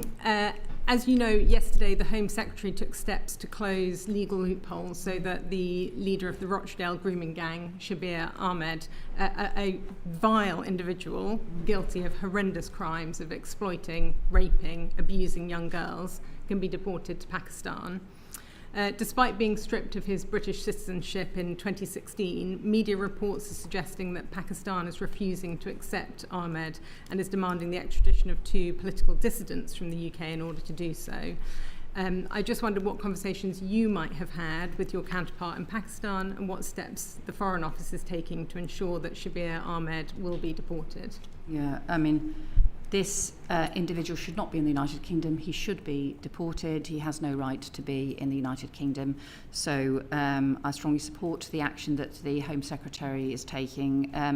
Look, this is something we have repeatedly raised with Pakistan and will continue to raise with Pakistan. And it's not just this individual case. There are a small number of similar cases where we also believe that these individuals have no right to be in the United Kingdom and should be returned to Pakistan. Those discussions will continue because we think ultimately the rules should be enforced. So on that point, in the Home Secretary's speech in the House yesterday, she did say that the Foreign Secretary and I will continue to work on all avenues to pursue a deportation. Do you agree with the Shadow Home Secretary that if a country refuses to take back a convicted criminal, they should face visa sanctions? We've already taken some strong measures and increased the number of foreign criminals that are being returned as a result. So there's been a significant increase in foreign criminals returned over the last 2 years. We've also taken action, including around some visa measures and so on, which have also prevented some of the abuse of the system as well. So we've seen a reduction in abuse in certain areas and from certain countries as a result of taking measures around visas or as a result of the negotiations which have included covering those things. And we've also secured an increasing numbers of returns agreements. You'll understand why I'm not going to go into the sort of detail in terms of discussions with individual countries, but in terms of the broad point, do we believe that all possible levers should be looked at in order to ensure that the immigration system has credibility and that the rules can be enforced? Yes, we do. Thank you. Thank you, Chair. Foreign Secretary, can I turn to Russia, which has been described as the most serious threat that this country faces, and where we know there has been a steady stream of attacks in the form of sabotage, assassination squads, the attacks on the Prime Minister's own house, cybersecurity, and every other lever, including disinformation. At the same time, British citizens continue to go to Russia, and Russian citizens come here. British businesses are doing business in Russia, and Russia seems to be gradually being included once again in international and sporting and cultural events. So what is our strategy towards Russia? So we work very closely with our NATO allies, and also particularly with as part of the E3 countries, and also some of our E5. So in other words, the France, Germany, Italy, Poland. We have very many discussions about the approach to Russia. I think you're right to describe Russia as the most serious threat to Europe, and that is a range of different kinds of threats. So in Poland, they obviously are preparing to ensure that they can deter any direct military threats. And so I've been to see the concrete tunnels that are being dug along the border with Kaliningrad, and the anti-tank defences that they're ensuring are in place as a deterrence against physical threats. But what we're also seeing is the hybrid threats, the sabotage, the cyber threats, the misinformation, the industrial scale of disinformation that I know the committee has a lot of expertise on and has looked into in some detail.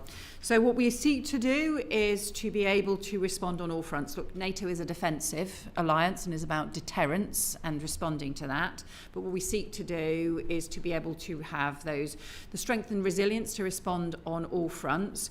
One of the things that we have done is expand the Foreign Office's capability around dealing with hybrid threats, including cyber threats, but also including the misinformation, disinformation. So we are increasingly using sanctions to go after the disinformation factories, the Russian disinformation factories, and some of those things which are about destabilizing democracies, as well as about some of the more physical, tangible threats that we deal with. So we're expanding that.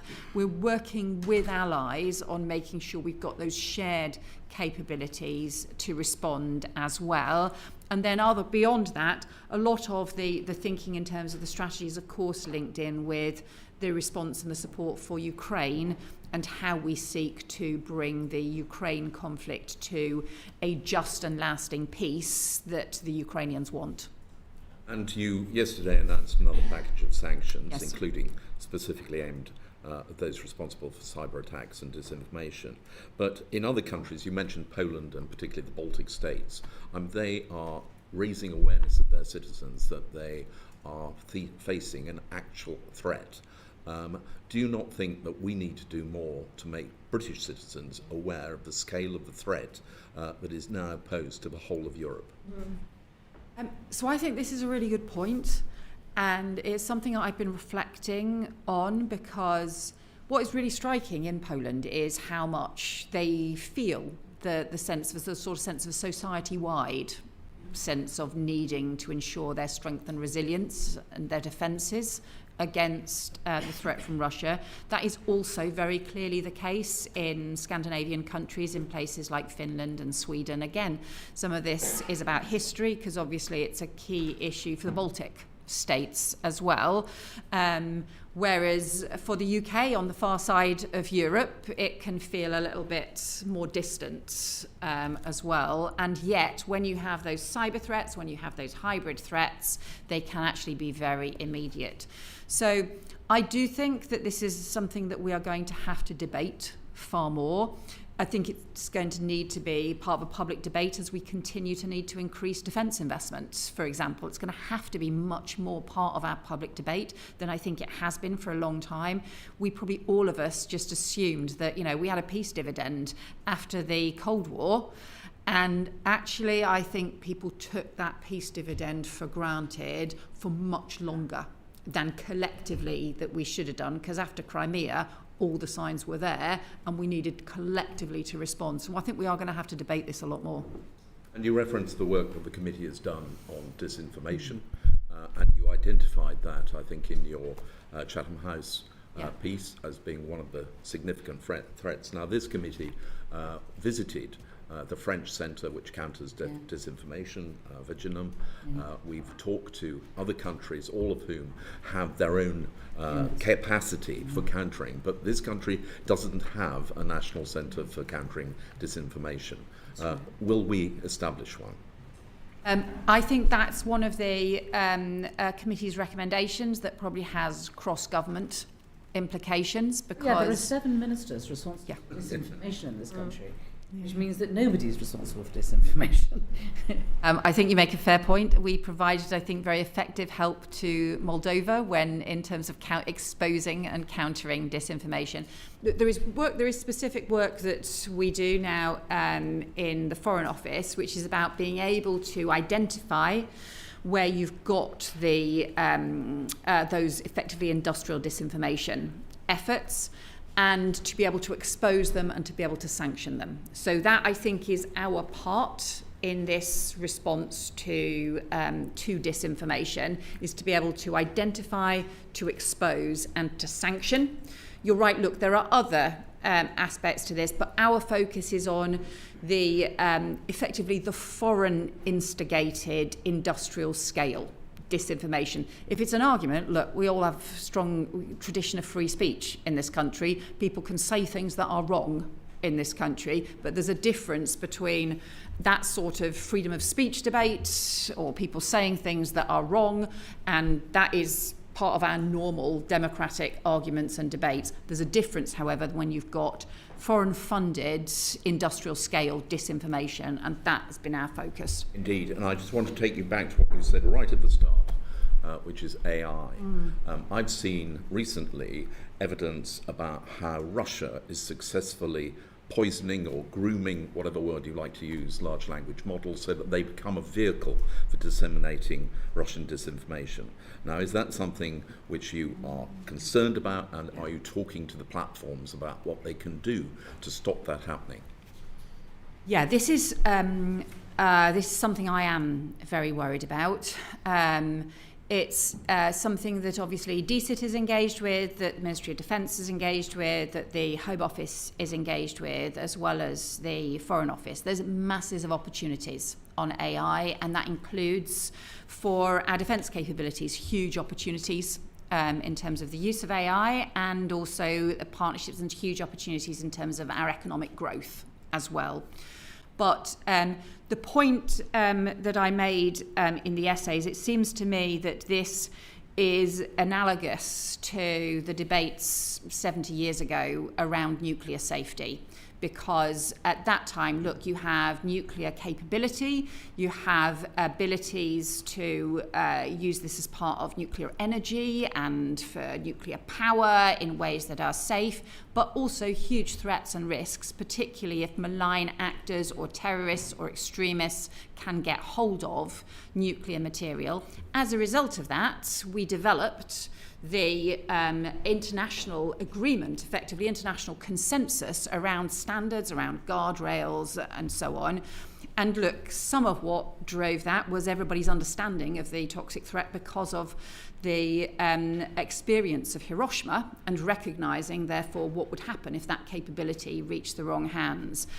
But you can see similar issues now on AI, and yet we've got parallel discussions going on about standards and safety. We don't have a proper sort of global engagement. We don't have a proper engagement taking place between the biggest powers, particularly that involves the US and China, but also the UK as a third capability power, and also because actually of the work Rishi Sunak did, having the expertise around AI safety as well that we have continued to build on. So therefore my argument is we should take a parallel, similar approach to learning from the experience around nuclear safety. We should be looking to develop global standards and a global debate about what the safeguards need to be. Thank you.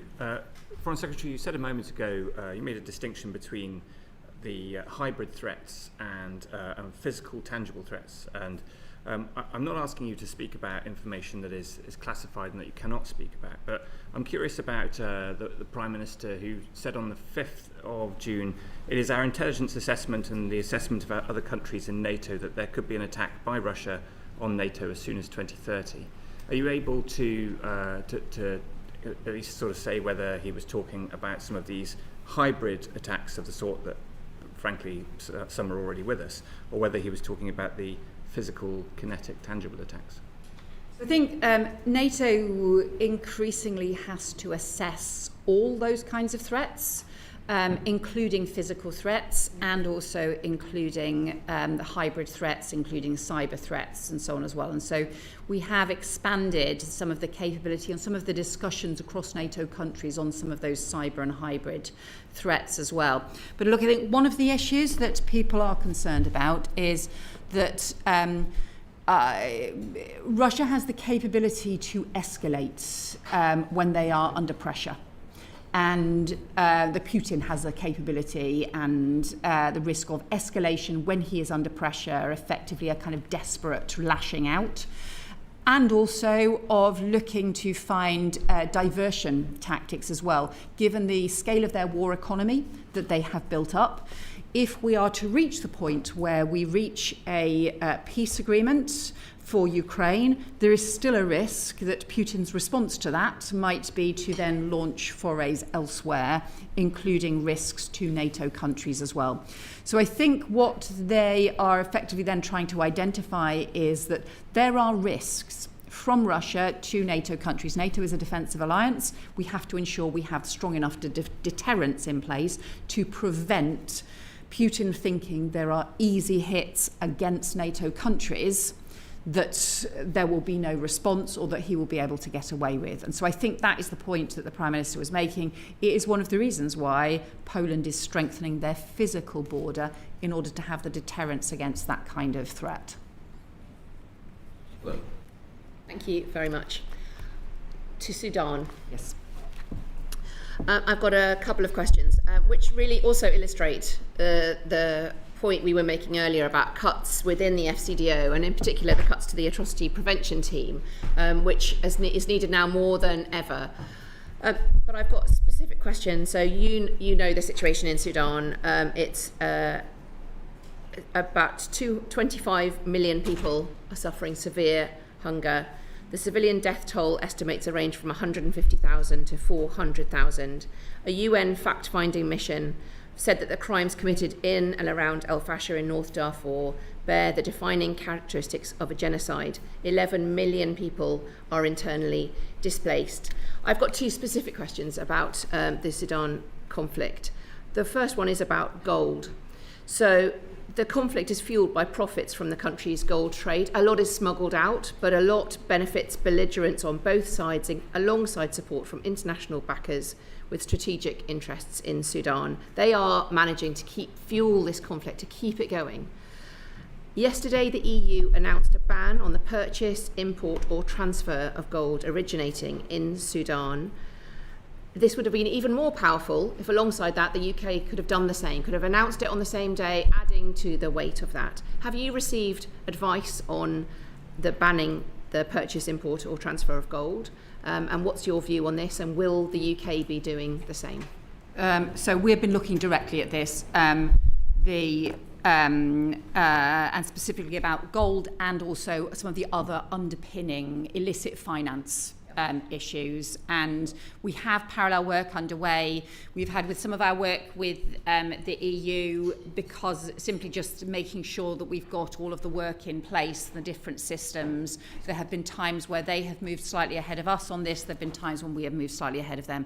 But I can assure you that work is underway. You'll appreciate we don't announce detailed sanctions and things before we do them, but we are looking at exactly this issue. It was a wider thing. So the approaches we've been taking on Sudan is obviously the top-level diplomatic pressure, including on any of those countries that can influence the warring parties and trying to have maximum pressure there. Secondly, just the shining a spotlight, keeping the focus on Sudan, because it very easily becomes a forgotten war. And then thirdly, looking at some of the underpinnings, including around illicit finance, including around other sanctions measures, and including looking at arms flows as well. So looking at all of the different ways we can put pressure on. Ultimately, we have to get to a ceasefire, because, you know, without the ceasefire in place, this conflict is just truly horrendous, and the sexual violence as part of this conflict is incredibly disturbing. And specifically on El Obeid, Yes. which is a particular concern at the moment in North Kordofan, the humanitarian conditions right now are dire. Even if the RSF waits until after the rainy season to launch an attack on this besieged city, the current aid blockages coming in are extremely concerning. Has the government considered working with Turkey as a key ally of the SAF, who are in control of El Obeid, to open up a humanitarian corridor into El Obeid to allow food, obviously, but also water, sanitation and hygiene, specifically because the destruction of the water infrastructure in El Obeid is particularly concerning, to allow aid in and to allow people out? Is that humanitarian corridor a possibility? Have you been engaging with Turkey on that? We are looking at humanitarian corridors.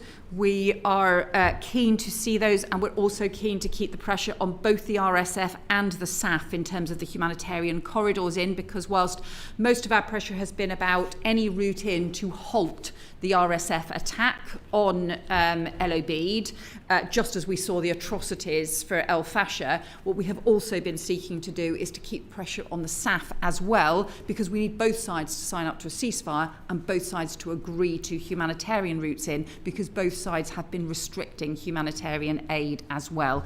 I will check about the specific discussions with Turkey and come back to you on those, but comprehensively we've been focusing on all of those. And I just got a message, I think, from the French Foreign Minister just as I walked in the room. I think they have been coordinating a G7 statement on Sudan as well. So that was part of that, comes out of some of the discussions we had last week at NATO, where I have been just continuing to try and keep that focus and the international spotlight on Sudan as well. Foreign Secretary, your predecessor came before this committee and told us about the establishment of the Soft Power Council, something which we welcomed, as we have always felt on this committee that soft power is as important as hard power. However, it seems to have run into the ground. You may have seen the article in the FT. One member quoted, "It's been a bit of a waste of time, it hasn't had much steam." And another member said, "Since the change in Foreign Secretary from David Lammy to Yvette Cooper, there's been zero interest in it." Is that correct? So Chris Elmore has been taking forward some detailed work with the Soft Power Council. I think we would agree that in terms of the first year focus has ended up being too broad. And what we actually need to now focus on is very practical deliveries for the Soft Power Council. Because, look, the reality is we have our soft power spread across a whole series of institutions that deliver things, including the British Council, including our universities, actually our Premier League, and our diplomatic network right across the world. And so what we really need to do is to have the Soft Power Council focused on what the added value can be and what the particular things it can focus on and can deliver.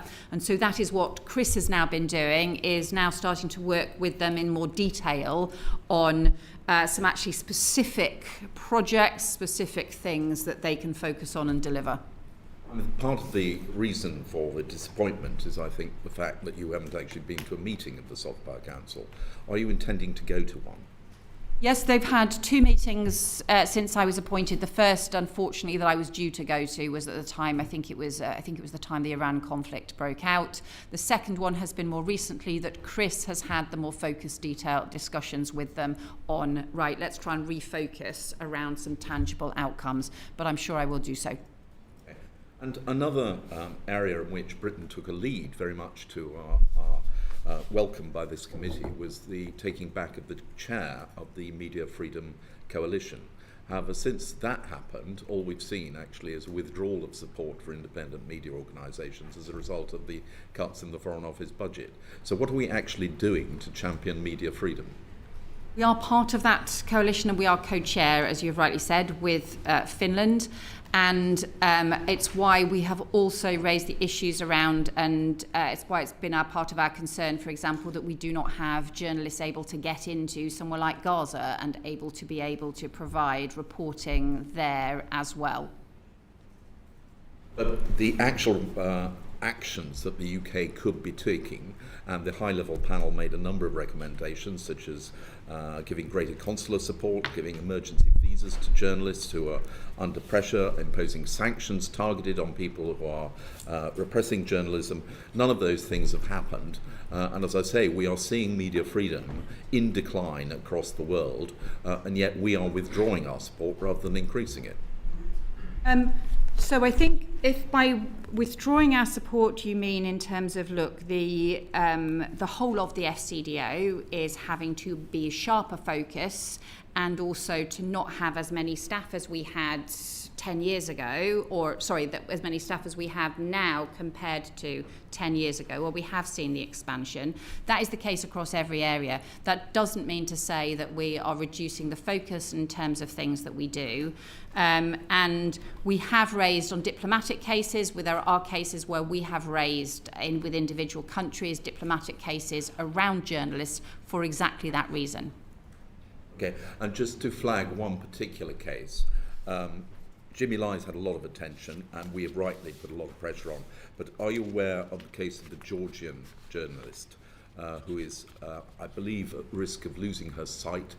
She has been sentenced to prison in Georgia. She's been made the #1 campaigning journalist to try and obtain release by international bodies.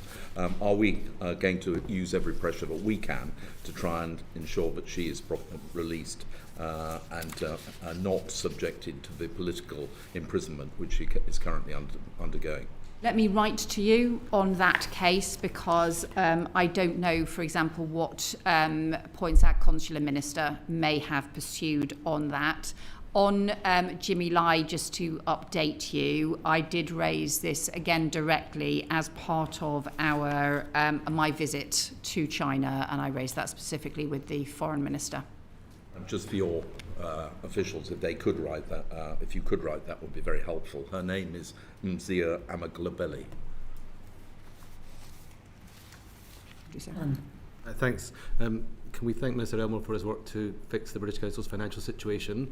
As a former member of staff, it's quite hard for them to get ideas into the Foreign Office from time to time, and I wonder if you might commit, and your Permanent Secretary too, to making sure that we see the British Council's Chief Exec as our ultimate sort of soft power diplomat, and they get time with you as Foreign Sec, and that you task them and that you hear what they're up to, and we make sure that organisation to organisation link is working well. Yes, and I think, look, you're right. I would also pay tribute to what Chris Elmore has been doing to help try and get the finances on a more secure footing.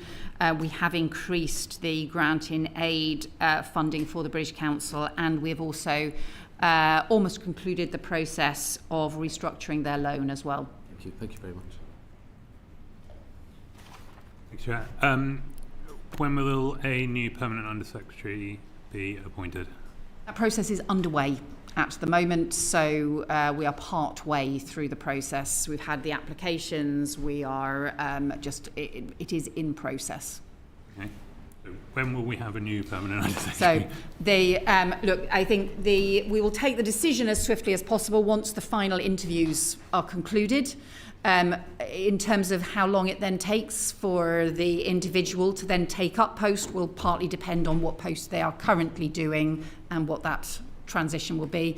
But look, we want to have the new POS in place as rapidly as possible. I will pay tribute to Nick, who has done such an important job in terms of continuing to lead the organisation in the meantime.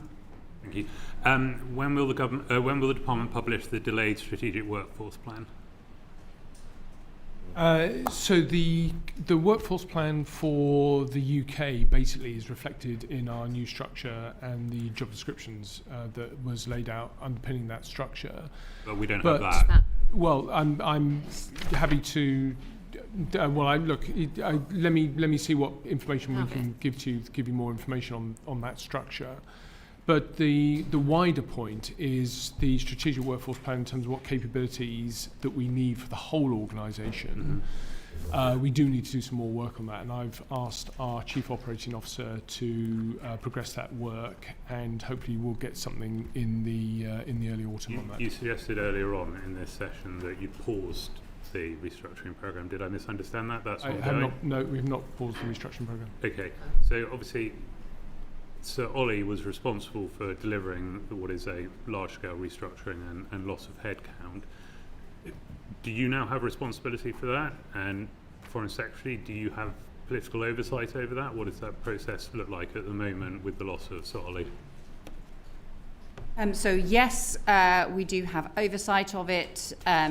It is rightly the responsibility of the PUS, and Nick has taken on those responsibilities in terms of the implementation of that. That's classic the civil service responsibilities, but we do have oversight, and also other ministers in the department have also had a chance to look further at the overall programme, but ultimately the implementation and the delivery is the responsibility of the PUS. So you mentioned in this digest then that there is still work to be done on what the final operational headcount looks like. Before the procedure committee last week, or the procedure committee last week highlighted the fact that there had been, the FCDO was amongst the worst in responding to written questions. I mean, I guess the question that I ask about the restructuring process and how long it's going to go on for is highlighted by that evidence to the procedure committee, because of course, if written questions are not being responded to timely, the inevitable question is what else is the staff of the FCDO distracted from delivering in terms of their day-to-day job, where they worry about whether or not they have one. I'll just quickly point out, just on the written questions, we have substantially improved the FCDO's performance. There has been a big turnaround. It would be fair to criticise the FCDO's performance on written questions, but some very heavy lifting has been underway. Some extensive work has gone on. So I think the evidence that Sima Malhotra gave to the committee was actually about all the work that's gone on to improve the performance and to turn that round. Of course, look, there are tensions between the pace of change, meaning that you can make changes quickly and then get on with things, but also, there's, on the other hand, if you take longer about it, then there's a less intense period. So, of course, there are trade-offs in that, but ultimately those are the management decisions that I think are a matter for the civil service. Yes, and just to reaffirm that on the written ministerial questions, I mean, that was more about procedures, not about staff, numbers of staff. So we have strengthened and changed our procedures. We recognise that we were falling way behind in terms of performance, and now we are meeting the 85% standard that is set. Thank you. In order to fund the Defence Investment Plan, the government announced a 1% capital budget cuts across all departments, implying an overall 111 million FCDO cut until 2030.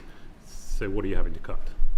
We protected ODA in that, so ODA was not covered in the in this round. Obviously, ODA had already taken a reduction as part of the previous things, so in terms of this decision, ODA was protected. But yeah, so it's less than 10% of that figure, the actual cut. So it's about £5 to £8 million a year is the cut that we are facing as part of the Defence Investment Plan. We think that's manageable. Manageable how? By what process? Because the DIP funding states the government will monetise assets, including land and buildings. So are you monetizing something? Are you just finding additional savings, or we set, every year we set aside £20 million of capital budget every year anyway for in-year management. So we have headroom in our capital budget, so we can absorb that within our headroom. Wonderful, thank you. Just want to revisit very briefly the inquiry that this committee did on the appointment of Peter Mandelson. Before you move on to that, may I just ask something specifically, which is about, from what I understand, there's a bit of a mess about pensions. And people don't know at the moment, particularly at senior end, what pension they're going to have. The whole thing has been, still subject to negotiation. It's being changed. And so is it not right that senior people who are considering redundancy are essentially on gardening leave in the Foreign Office whilst their pensions are being sorted out, and they can work out how much redundancy they're going to get and how they can put that into their pension and when they can start.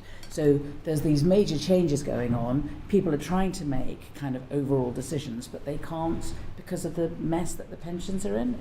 Do you recognise that? It very much depends on which type of scheme they are using to leave the FCDO. So we have actually 3 redundancy schemes ongoing at the moment: a voluntary exit scheme, a voluntary redundancy scheme, and a discretionary exit scheme. Yes. Under the discretionary exit scheme, we agreed a special arrangement so that we could work out the payment ourselves within the FCDO. We didn't have to rely on Capita. So if you're exiting through the discretionary exit scheme, you're not seeking a pension adjustment, and you can leave under those terms. That's not a problem. Where you have left under the voluntary redundancy scheme, yes, there is a problem with Capita. We've got, I think, 8 outstanding issues with Capita in terms of incomplete payments. We've got another range of problem errors that they have we've identified, which we're trying to resolve as well. So yes, there is an ongoing problem with Capita. And so obviously in those cases, instead of the Foreign Office saving money, the public is spending money on people who aren't working for the Foreign Office but are on a full wage. So there are things that we can do in terms of offering people sort of partial payment to exit whilst waiting for the final figures from Capita. So some people could exit under those terms, but it's on a case-by-case basis, and we're having individual conversations with individual people about those circumstances. Do you know how many people that is? Off the top of my head, no. I'd have to check. Want to write to us? Yeah. Sorry. That's right. Foreign Secretary, sorry. The Foreign Affairs Committee did an inquiry into the appointment of Peter Mandelson as His Majesty's Ambassador to Washington. In evidence to this committee, Sir Ollie Robbins told us that he'd been asked to find a job for Matthew Doyle and was told not to tell ministers. I was wondering what your view was on the appropriateness of that. I was appalled by it. Okay.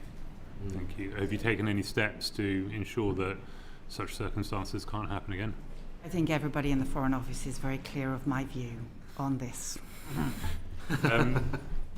In our report, which we have published, but I accept you will not have had time to respond to yet, and although we look forward to your response to our recommendations, but I am eager to hear whether or not you have a view on the committee's recommendation that in the case of political appointments to heads of missions roles, this committee should be guaranteed a pre-appointment scrutiny session with that appointee and should have a veto to avoid a repeat of what we saw in this instance. So, and thank you for the report, and I welcome it. And because obviously it affects issues for the Cabinet Office as well, we will do the formal response in due course.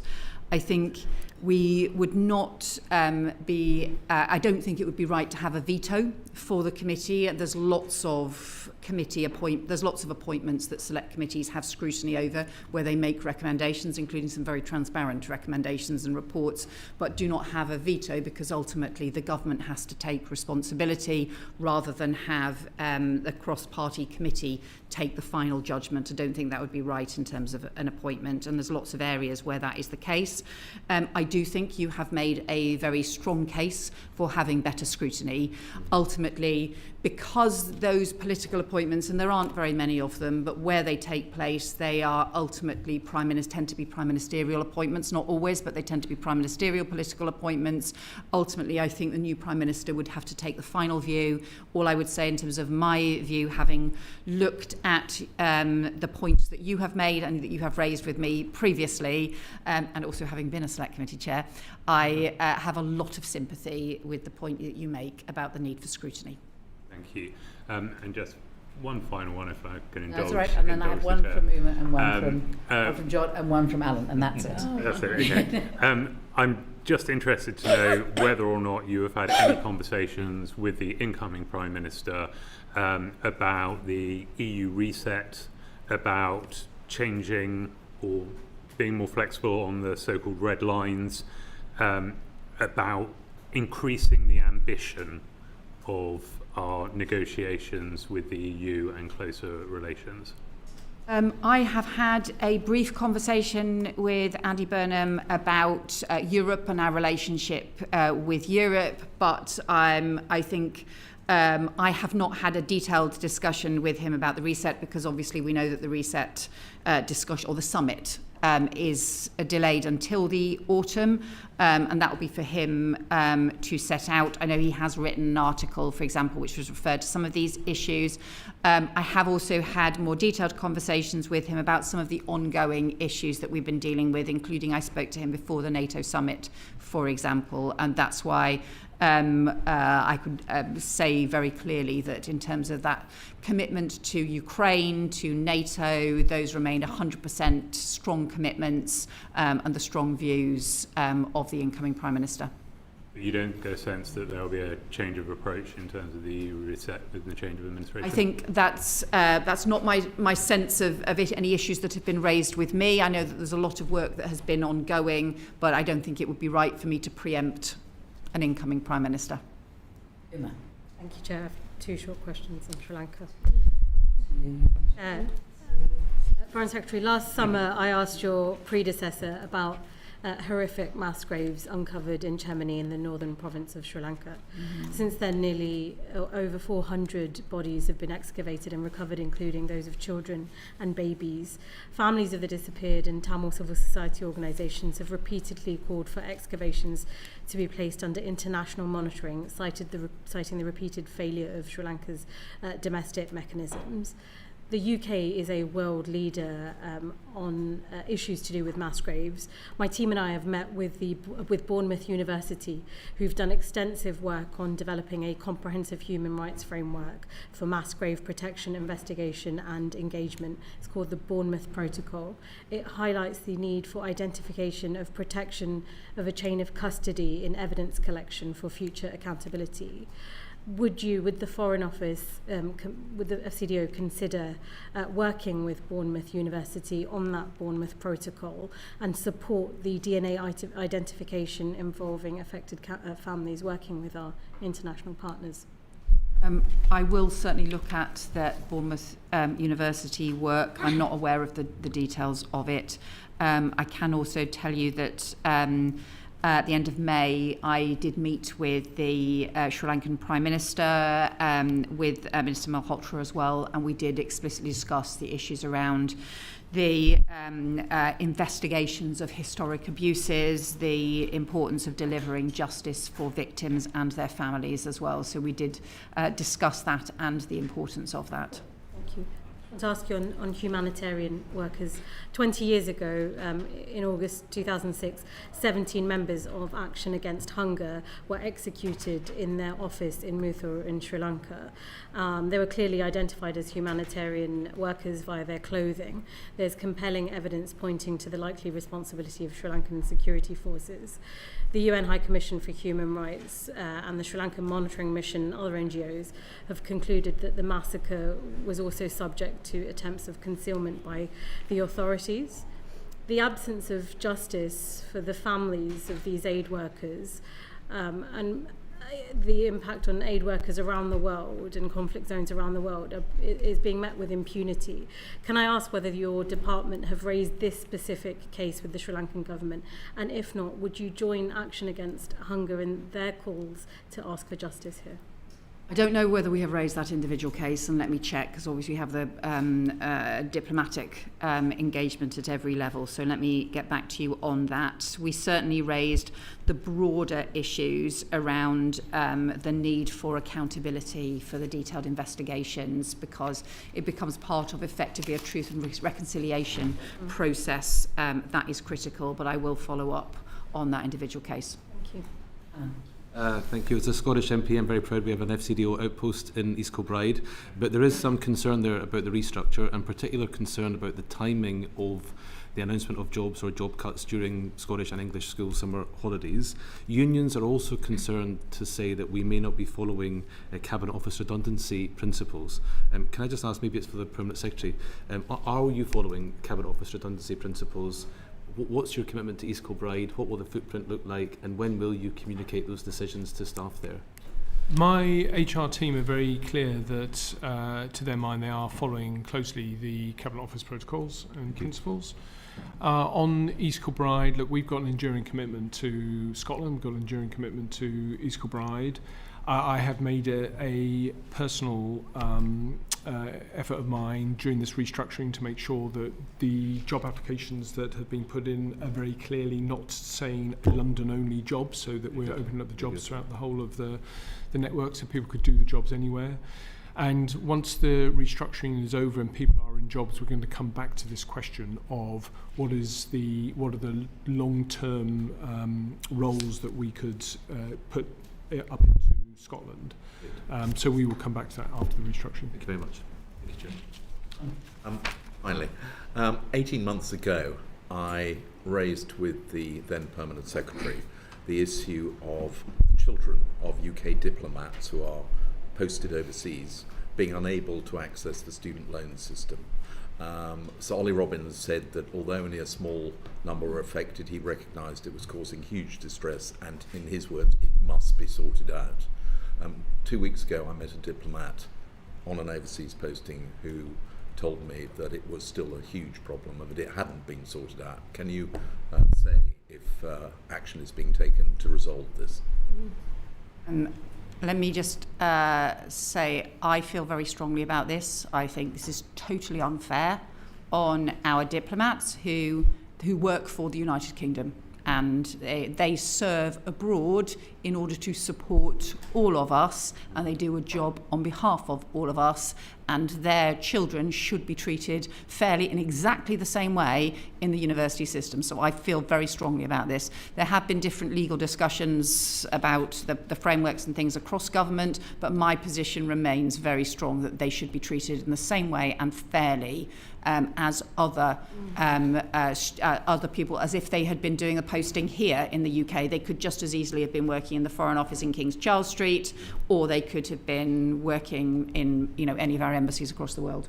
Yeah, I very much agree with that. It does cause real distress, and we are seeing that. And the trouble with it is inconsistent. In some cases, people are... It's great to hear you both saying that it's deeply unfair, but is it actually going to be changed? So what is being discussed is a legislative change to protect Crown servants from being charged being denied student finance. So that is currently being discussed between us and the Department of Education. We are continuing to have a conversation with the Department of Education about what the implied costs of that would be, who would pay for those costs, and what are the future liabilities. So that conversation is happening. What does it mean, though, for the current children? I mean, so kids at university now or kids at university next year, will they need to pay the full amount? Will they get reimbursed? Well, we are supporting people who are facing this with the examples of cases where other diplomats have been successful in terms of what information they provided to the student loan finance body and to try and support them in that application. But ultimately, I hope that they won't be denied finance, because ultimately they won't be going to go to university. We're making representations. We're making representations on behalf of individual cases to try and get them resolved. So we're doing that on a case-by-case basis. We want some blankets, some kind of overarching safeguards, because this should not be coming up for anybody. No. Frankly, personally, I think it is totally bonkers. I think it's a bonkers interpretation of what's going on. Yeah. So if you want to make a very loud noise about this as well, please, by all means do, because I just think it is completely unfair on our diplomats and on their kids who, deserve the same chances at university as everybody else. Well, thank you. And can I just say thank you very much to both of you for coming before us. We really appreciate it. I know that you've undertaken to write to us on several points, so we look forward to hearing from that. And if there's something which occurs to you in the meantime, then please send that to us as soon as possible. Thank you very much.